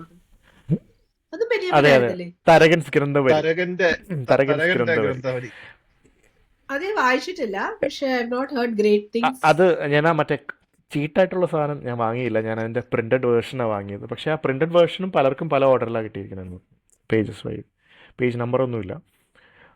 അത് പലരും അതിനും നല്ല റിവ്യൂസ് ഒന്നും അല്ല, ചിലർ വളരെ കുറച്ച് നല്ല റിവ്യൂസേ കണ്ടിട്ടുള്ളൂ. മിക്സഡ് എന്ന് പറയാൻ പറ്റില്ല, നെഗറ്റീവ് ടു മിക്സഡ് ആണ്. നോവലിൻ്റെ സ്ട്രക്ചറിൽ പുള്ളി കുറേ എക്സ്പെരിമെൻ്റ് നടത്തുന്നുണ്ട്. ഈ പറഞ്ഞ പോലെ പുഴമീനുകളെ കൊല്ലുന്ന വിധം, ഈവൻ നമ്മുടെ ഇതാണെങ്കിൽ പോലും നോവലിൻ്റെ ഉള്ളിലെ നോവലാണല്ലോ നമ്മുടെ മഞ്ഞവെയിൽ മരണങ്ങൾ. പിന്നെ ഇത് ഇപ്പോൾ വന്ന തരകൻസ് ഗ്രന്ഥവരി, അതിൻ്റെ എക്സ്ട്രീം നോൺ ലീനിയർ നറേഷനാണ്. അപ്പോൾ അത് അങ്ങനെ സ്ട്രക്ചറിൽ അത് പുള്ളിക്ക് നടത്താം, കാരണം എന്ത് എഴുതി കഴിഞ്ഞാലും പുള്ളിക്ക് വേണ്ടി ക്യൂ നിൽക്കുന്ന പബ്ലിഷേഴ്സ് ഉണ്ട്. ഇപ്പോൾ ലാസ്റ്റ് വന്നത് മൾബറി, മറ്റേ ബുക്കിൻ്റെ പേര് എനിക്ക് ഓർമ്മയില്ല, നമ്മുടെ മൾബറി പബ്ലിക്കേഷൻസ് ഉണ്ടായിരുന്നു പണ്ട്. അതിൻ്റെ മുതലാളി, അതിൻ്റെ ഓണർ ഷെൽവി എന്ന പേരുള്ളൊരു മനുഷ്യനായിരുന്നു. അദ്ദേഹം സൂയിസൈഡ് ചെയ്തായിരുന്നു. അപ്പോൾ അദ്ദേഹത്തിൻ്റെ ലൈഫുമായിട്ട് ബന്ധപ്പെട്ട കഥയാണെന്നാണ് പറയുന്നത്. ഷെൽവി എന്ന പേരുള്ള ആളുടെ വൈഫിൻ്റെയും ആ മൾബറി പബ്ലിക്കേഷൻസിൻ്റെയും അതിന് സംബന്ധിക്കുന്നൊരു കഥയാണ്. അത് തുടരാനായിട്ട് വന്നതാണ്. അതിപ്പോൾ DC വഴി ഇറങ്ങിയിട്ടുണ്ട്. അപ്പോൾ അത് ആക്ച്വലി DC മാർക്കറ്റ് ചെയ്യുമ്പോൾ അതിനകത്ത് എന്തെങ്കിലുമൊക്കെ പുതിയ പുതിയ സംഭവങ്ങൾ കൊണ്ടുവരാൻ നോക്കും. അപ്പോൾ ഇത്തവണ എന്തോ ഹിസ്റ്റോറിക്കലായിട്ടുള്ള എന്തോ സംഭവങ്ങളൊക്കെ ചേർത്തിട്ടാണ് ഈ ബുക്ക് വരുന്നതെന്നൊക്കെ പറഞ്ഞിട്ട് അവർ പ്രീ ബുക്കിംഗ് സ്റ്റാർട്ട് ചെയ്തത് അങ്ങനെയായിരുന്നു. എന്തോ പ്രത്യേകതകളുണ്ട്, ഇതുവരെ മലയാളം കാണാത്ത പ്രത്യേകതകളാണെന്നൊക്കെ പറഞ്ഞിട്ട്. അങ്ങനെയൊക്കെയാണല്ലോ ബെയ്റ്റ്, യുനോ. DC ഫുൾ തള്ളാണ് അങ്ങനത്തെ കാര്യത്തിൽ. മാർക്കറ്റിംഗിൽ തള്ളാൻ DC കഴിഞ്ഞ് വേറെ ആളുള്ളൂ. അതുള്ളതായിരിക്കുമല്ലോ. എനിവേസ്, ഇനി ഏതെങ്കിലും അങ്ങനത്തെ എഴുത്തുകാരെ കുറിച്ച് എനിക്ക് പറയാനുണ്ടോ? അങ്ങനെ പറയുകയാണെങ്കിൽ ഇപ്പം എഴുതിയ ബുക്സിന്റെ ബലത്തിൽ പബ്ലിഷേഴ്സ് ക്യൂ നിൽക്കുന്നതുകൊണ്ട് മാത്രം പബ്ലിഷ് ചെയ്ത ബുക്ക് ഞാൻ വായിച്ചു. GR ഇന്ദുഗോപന്റെ മെഡ്രാസ് ക്രൈം ഫയൽ എന്ന് പറഞ്ഞിട്ട് ഒരു 3 കഥകളാണ് അതിലുള്ളത്. 3 കഥ എന്ന് പറയാൻ പറ്റില്ല, മർഡർ ഇൻ മദ്രാസ് അല്ലേ? Murder in Madras, sorry murders ആണ് 3 ഉണ്ട്. അതൊരു 3 ഇപ്പൊ നമ്മൾ സെർച്ച് ചെയ്ത വിക്കിപീഡിയയിലുള്ള സാധനം മാത്രമേ ബുക്കിന്റെ അകത്തുള്ളൂ എന്ന് മാത്രമല്ല, അതിന്റെ അകത്ത് ടൈപ്പോ വരെയുണ്ട്. ഇതൊരു ബുക്കായിട്ട് പബ്ലിഷ് ചെയ്തിട്ട് എനിക്കിത്, ഞാൻ GR ഇന്ദുഗോപന്റെ ബുക്സ് വായിക്കുന്ന ഒരാളാണ്. എനിക്ക് വായിച്ച് ഇഷ്ടപ്പെട്ട ഒരുപാട് പുസ്തകങ്ങൾ അതിലുണ്ട്. And he's got a very വളരെ നന്നായിട്ട് എഴുതാൻ അറിയാം, നല്ല ലാംഗ്വേജ് ഉണ്ട്. ചില ഈ പറഞ്ഞ ഫാക്റ്റും ഫിക്ഷനും ഒക്കെ കൂട്ടിക്കൊഴിച്ച് എഴുതാൻ നല്ല ഇതുള്ള ആളാണ്. പക്ഷെ മേഡേഴ്സ് ഇൻ മദ്രാസ് എനിക്കത് like why publish it as a book? വിക്കിപീഡിയയിൽ ഇല്ലാത്ത ഒന്നും അതിൻ്റെ അകത്തില്ല. ഇൻഫാക്ട് നമ്മൾ കുറച്ചും കൂടെ എഫേർട്ട് എടുത്ത് നോക്കിക്കഴിഞ്ഞാൽ അതിൽ കൂടുതൽ ഇൻഫർമേഷൻ ഒക്കെ ഇന്റർനെറ്റിൽ നിന്ന് കിട്ടും. അതൊക്കെ ബുക്കായിട്ട് പബ്ലിഷ് ചെയ്യേണ്ട ആവശ്യം ഉണ്ടായിരുന്നോ എന്നുള്ള question, I still have that question. And honestly പുള്ളിയെ പോലൊരു ഓത്തറിന് ഇത്രയും ഫാൻ ഫോളോയിങ് ഉള്ളതുകൊണ്ടായിരിക്കും എന്നെ പോലെയുള്ള മണ്ടന്മാർ പോയി മേടിക്കുമല്ലോ, അതായിരുന്നായിരിക്കും അവരുടെ ഉദ്ദേശം. അതായിരുന്നു അവരുടെ സ്ട്രാറ്റജി എങ്കിൽ ദൈവാൻ. പക്ഷെ next time his book comes out I be like, ഇത് വാങ്ങിക്കണോ, ഇതിന്റെ ആവശ്യമുണ്ടോ എന്ന് ഞാൻ ആലോചിക്കില്ലേ? ലൈക്ക് വൈ, എന്തിനാ അങ്ങനെ ഒരു ചീത്ത പേര് നിൽക്കണേ എന്ന് എനിക്ക് മനസ്സിലായില്ല. മാതൃഭൂമി വരാന്ത പതിപ്പല്ലേ, സൺഡേ സപ്ലിമെന്റിൽ കുറച്ച് നാൾ മുമ്പ്, അതായത് ഇന്ദുഗോപന്റെ ബുക്സ് വായിച്ച അയാളുടെ ഫാൻ ആയിരിക്കുന്ന ടൈം, ഏകദേശം ലോക്ക്ഡൗൺ തീരാറായുന്ന സമയത്താണ് ഈ പറഞ്ഞ സാധനം തുടരാനായിട്ട് വരുന്നു എന്ന് പറയുന്നത്. ഇന്ദുഗോപൻ എഴുതുന്നു എന്ന് പറഞ്ഞിട്ട് എന്താ എഴുതുന്നതെന്ന് നമുക്കറിയില്ല. അപ്പോൾ ഇത് എപ്പിസോഡിക്കലായിട്ട് വന്നതാണ്, എല്ലാം വായിച്ചതാണ് ഞാൻ. പക്ഷെ ഒരു അവസാനത്തെ ഭാഗമൊക്കെ ആയപ്പോഴത്തേക്കും നമുക്ക് മനസ്സിലായി, ഐ മീൻസ് 2 വായിക്കുമ്പോഴേ മനസ്സിലാവും. ചില ഈ ആളവന്താൻ്റെയൊക്കെ കൊലപാതകത്തിൻ്റെ കേസൊക്കെ ഇല്ലേ ചെന്നൈയിൽ നടന്നത്, അതൊക്കെ എന്താ പറയുക, ഭയങ്കര ഫേമസ് ആയ കേസാണത്. അതായത് ഒരു കാസനോവയായിരുന്നു പുള്ളീനെ കൊല്ലുന്നത്. അതെ, പെൻ സെയിൽസ്മാൻ. അപ്പോൾ ഇത് ഈ പറഞ്ഞ മാതൃഭൂമിയിൽ എന്നോട് ഇത് വായിച്ച ആൾ പറഞ്ഞതാണ്, 2 വായിച്ച ആൾ പറഞ്ഞതാണ്, മാതൃഭൂമിയിൽ വന്നതിനേക്കാളും കൂടുതൽ ടൈപ്പോസ് ഇതിലുണ്ടെന്ന്. അപ്പോൾ അതെങ്ങനെ വന്നു? അതായത് പേപ്പറിൽ വന്നതിനേക്കാളും കൂടുതൽ ടൈപ്പോസ് ഉണ്ട് ഇതിനകത്ത്, തെറ്റുകൾ. പക്ഷേ ഇതുപോലെ തന്നെ ഇന്ദുഗോപൻ്റെ നമ്മൾ ആ ഓർഡറിൽ വായിക്കുന്നതുകൊണ്ടായിരിക്കാം ഞാൻ ഡിറ്റക്റ്റീവ് പ്രഭാകരൻ നിന്ന് തുടങ്ങിയത്. എനിക്കത് വലിയ കുഴപ്പമായിട്ട് തോന്നിയില്ല, പക്ഷെ പലർക്കും ഇഷ്ടപ്പെട്ടിട്ടില്ല ഡിറ്റക്റ്റീവ് പ്രഭാകരൻ. പിന്നെ അത് കഴിഞ്ഞ് എല്ലാ സാധനങ്ങളും, ചെന്നായെ വായിച്ചു, അത് കഴിഞ്ഞ് നമ്മുടെ സിനിമയായ പലതും ലൈക്ക് അമണിപ്പിള്ള വെട്ടുകേസ്, പിന്നെ വെട്ടുകേസ്. പടിഞ്ഞാറേ കൊല്ലം പടിഞ്ഞാറേ ചോരക്കാലം, കൊല്ലം ചോരക്കാലം, ട്വിങ്കിൾ റോസ, ഇത് ട്വിങ്കിൾ റോസയും 12 അതെ കാമുകന്മാരും. ഇതെല്ലാം അത് ആക്ച്വലി നല്ല ഉഗ്രൻ ആ. സാധനം. അത് എനിക്ക് ഏറ്റവും ഇഷ്ടപ്പെട്ട വർക്കാണ് ട്വിങ്കിൾ റോസയും 12 കാമുകന്മാരും. എനിക്ക് ആക്ച്വലി വളരെ ബിഗ് വിലായത്ത് സ്റ്റോറി ബുദ്ധയും അതാണ്. എനിക്ക് ഇഷ്ടപ്പെട്ടു കേട്ടോ. ചെങ്ങന്നൂർ ഗൂഢസംഘം എന്ന് പറഞ്ഞൊരു സാധനം അതിനകത്തുണ്ട്. അതിനെപ്പറ്റി ആരും അങ്ങനെ ചെങ്ങന്നൂർ പറഞ്ഞിട്ടില്ല. അത് ഭയങ്കരമായിട്ട് ഇഷ്ടപ്പെട്ടൊരു സംഭവം. മറുത, എനിക്കിഷ്ടമാണ്. ചെന്നായിക്കകത്ത് മറുത എന്നൊരു കഥയുണ്ട്. അതൊരു ഉഗ്രൻ സാധനമാണ്. ഒരു സെക്സ് വർക്കറിനെ ടോർച്ചർ ചെയ്തിട്ട് അതിന്റെ റിവെഞ്ച് സ്റ്റോറിയാണ്. അതൊരു ഉഗ്രൻ സാധനം. അത് ആക്ച്വലി അത് വായിച്ചോണ്ടിരിക്കാൻ ഇത്തിരി ബുദ്ധിമുട്ടാണ് ബുദ്ധിമുട്ടാണ്. ആക്ച്വലി. അങ്ങനെ ഇത്തിരി കുറെ ബുദ്ധിമുട്ടാണ് അത് സാധനങ്ങളുണ്ട്. വായിക്കാൻ. പിന്നെ പ്രേതവേട്ടക്കാരനിലേക്ക് വന്നപ്പോൾ ഈ ഇതിലെന്താ അറിയാമോ, പ്രേതവേട്ടക്കാരനകത്തുള്ള പ്രേതാനുഭവങ്ങളുടെ കഥകളാണ് പലതും. ഞാൻ പറഞ്ഞില്ല, അന്ന് നമ്മൾ ഹൊററിനെ പറ്റി സംസാരിച്ചപ്പോൾ ബുക്ക് അത്ര വലിയ സംഭവമായിട്ട് തോന്നിയില്ല. കാരണം ആളുകൾ അതിനെ സമീപിച്ചത് ഹൊറർ ഫിക്ഷൻ ആയിട്ടാണ്. പക്ഷെ ഇത് മൊത്തം അതിനകത്തുള്ള ചില കഥകൾ, വേറെ സമാഹാരങ്ങൾ വന്നിട്ടുണ്ട്. അതിൽ ഒരെണ്ണം ഈ നമ്മുടെ ഡിക്റ്റേറ്റീവ് പ്രഭാകരനകത്ത് പ്രഭാകരനെ കഥാപാത്രമാക്കിയിട്ട് ഒരു കഥ. അതിൽ പ്രഭാകരനേ ഇല്ല. ലാസ്റ്റ് ഒരു മൊമെന്റിൽ പ്രഭാകരൻ ഇന്ന ആള് വേഷം മാറിയതാണ് പ്രഭാകരൻ എന്ന് കാണിക്കാൻ വേണ്ടി മാത്രം ഒരു കഥ. ആ കഥ ഇതിനകത്ത് പ്രഭാകരൻ ഇല്ലാതെ ഒരു പ്രേതാനുഭവം, ഒരാളുടെ ഒരു പ്രേതാനുഭവ കഥയാണ്. എന്തൊരു പേര് എനിക്ക് ഓർമ്മയില്ല. നമ്മുടെ കുളച്ചലിലെ യുദ്ധത്തിൻ്റെ അതിനെ ബേസ് ചെയ്തിട്ടൊരു കഥയുണ്ടായിരുന്നു. ഒരു പ്രേതം കയറുന്നത്, മീരാൻ എന്ന് പറഞ്ഞിട്ടൊരാളെ പറ്റിയിട്ടൊരു കഥ. അപ്പോൾ ആ ഒരു സംഭവം അത് ഇതിനകത്ത് വേറൊരു ഫ്രെയിം സ്റ്റോറി ആയിട്ട് വന്നിട്ടുണ്ട്. അങ്ങനെ കുറച്ച് സാധനങ്ങൾ. പിന്നെ ഐസ് എന്ന് പറഞ്ഞൊരു നോവൽ, സയൻസ് ഫിക്ഷൻ നോവലായിരുന്നു. ഈ സാധനം ഐസ് -96 ഡിഗ്രി സെൽഷ്യസോ അങ്ങനെ എന്തൊരു സാധനം ഉണ്ടായിരുന്നു. അത് നമ്മുടെ ഇതിൻ്റെ പ്രിസർവേഷനെ പറ്റിയിട്ടാണ്, ബ്രെയിൻ പ്രിസർവ് ചെയ്യുന്ന, തല പ്രിസർവ് ചെയ്യുന്നതിനെ പറ്റിയിട്ടാണ് കഥയായിരുന്നു.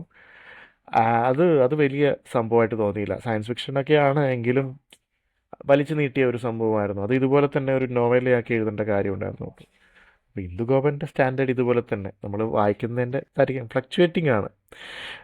ഇങ്ങനെ എന്താ പറയുക, ആനോ ഇതുവരെ നോക്കിയില്ല, പക്ഷെ ആനോ എനിക്ക് വായിച്ചതനുസരിച്ചിട്ട് കൊള്ളാവുന്നൊരു സംഭവമായിട്ടാണ്. അതായത് ഈ മാതൃഭൂമി ആഴ്ചപ്പതിപ്പിൽ വന്നിരുന്നു. അപ്പോൾ 6-7 എപ്പിസോഡ് വായിച്ചു. അതിനുശേഷം ഒരു ഇഷ്യൂ കിട്ടാതായപ്പോൾ വായന മുറിഞ്ഞു പോയതാണ്. അല്ലെങ്കിൽ ഞാനത് കണ്ടിന്യൂ ചെയ്തേനെ. അത് നല്ലൊരു സാധനമായിട്ട് എനിക്ക് തോന്നിയത്. അതിനും ഇതുപോലെ 2-3 അഭിപ്രായങ്ങൾ കേട്ടിരുന്നു. നല്ലതാണെന്നും അല്ലാന്നും പറയുന്നുണ്ടായിരുന്നു. ഇനി അടുത്തത് മിക്കവാറും ആനോ ആയിരിക്കും എൻ്റെ വായനയിലുണ്ടാവുന്നത്. ആനോ ഞാനും വായിക്കണം വിചാരിച്ചിരുന്നു. ബുക്കുണ്ട്, വായിച്ചിട്ടില്ല. ഞാൻ അങ്ങനത്തെ ഒരു മഹാഭാവിയാണ്. ബുക്കുകൾ വാങ്ങിച്ചു വെച്ച് വായിക്കാതിരിക്കുന്നത്. എനിവേസ്, എനിക്ക് തോന്നുന്നു നമ്മൾ ഓൾമോസ്റ്റ് ഒരു വളരെ ലോങ് കോൺവെർസേഷൻ ആയിരുന്നു. ഇനി ആരെങ്കിലും നമ്മൾ വിട്ടുപോയിട്ടുണ്ടോ? ഇല്ല തോന്നുന്നു. ഓരോ ഓതറുടെ ഒരുപാട് വർക്ക്സ് വായിച്ചാൽ ഒരുപക്ഷെ നമുക്കത് മനസ്സിലാക്കാൻ പറ്റും. ഒരുപാട് വായിക്കണം, എന്നാലും അതെ. നമുക്കത് ഒ- ഒരു ബുക്ക് മാത്രം വായിച്ചിട്ട് പറ്റില്ല. നമുക്കൊരു അല്ല, കുറച്ച് എനിക്ക് തോന്നുന്നു ഞാൻ ആ ഏജ് കഴിഞ്ഞു. ഞാൻ ഓഥറിനെ നോക്കി പുസ്തകം വാങ്ങിക്കുന്ന പ്രായം കഴിഞ്ഞു. കാരണം ഒരു വർഷം എനിക്ക് എൻ്റെ കപ്പാസിറ്റി 35 തൊട്ട് 40 പുസ്തകമാണ്.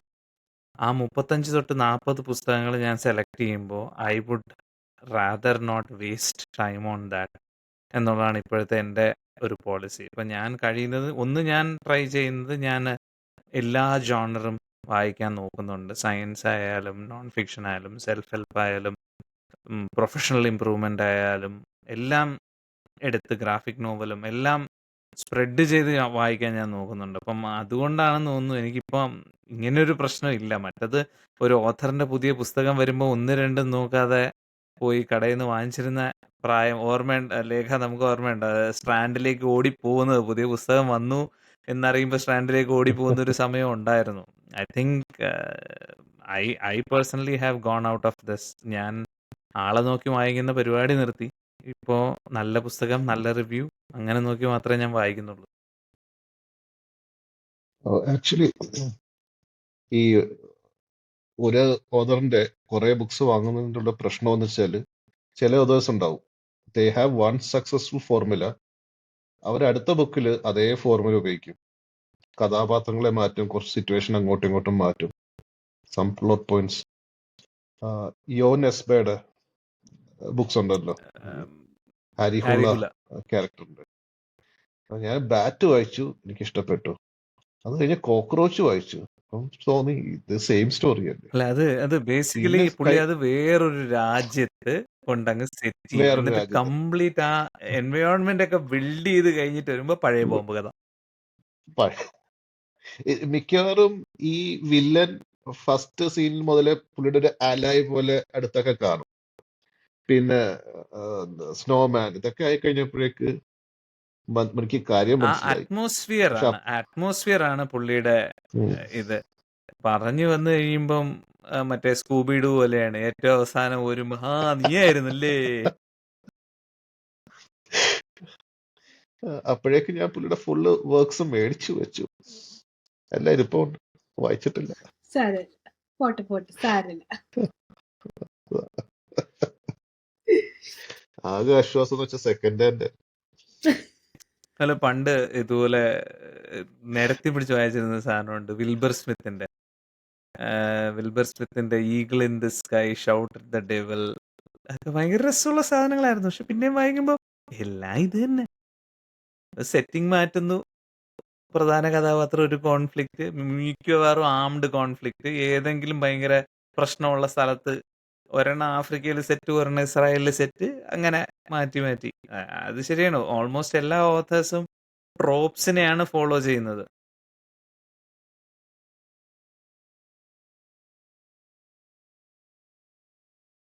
ഞാനിപ്പോ അപ്പൊ ബുക്ക് വായിക്കുന്നത് ഒന്ന് നമ്മുടെ റീഡേഴ്സ് ഗ്രൂപ്പിൽ വരുന്ന ബുക്സ്, അല്ലെങ്കിൽ ലൈബ്രറി പോകുമ്പം ഇവിടുത്തെ ലൈബ്രറികളിൽ അവർക്ക് ഈ എന്താ പറയാ ഒരു സെക്ഷൻ ഉണ്ട്, ക്യൂറേറ്റഡ് സെക്ഷൻ, ക്യൂറേറ്റഡ് റീഡ്സുമാരെ. ചിലപ്പോ ഒക്കെ നമുക്ക് ക്ലിക്ക് ആവും കേട്ടോ, ചിലതൊക്കെ.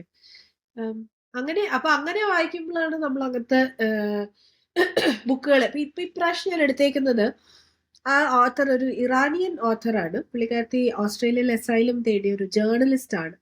നമ്മളെക്കാളും ഒക്കെ ഒരു 10 വയസ്സ് പോലും എന്നെക്കാളും പ്രായം കൂടുതലില്ല. 1972 ജനിച്ചൊരു ഓഥറാണ്. ഒരു പ്രത്യേകതരം പേരാണ്, ഞാൻ പറയാം കേട്ടോ.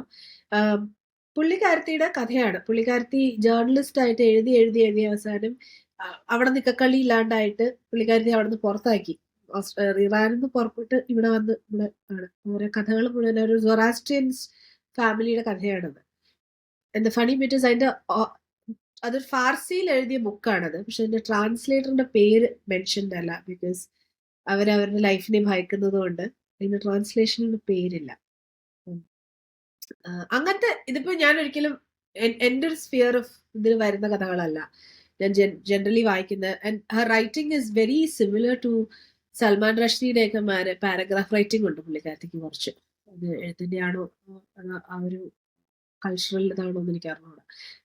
അങ്ങനത്തെ കഥയാണ് അത്. ഇതൊക്കെ നമ്മളെപ്പോഴും എനിക്ക് എപ്പോഴും തോന്നി വെക്കുന്നത് ഗുഡ് റീഡ്സിൽ എനിക്ക് വരുന്ന റെക്കമെൻഡേഷൻസ് എപ്പോഴും എൻ്റെ ഫ്രണ്ട് സർക്കിളിലുള്ളവർ വായിക്കുന്നതായിരിക്കും.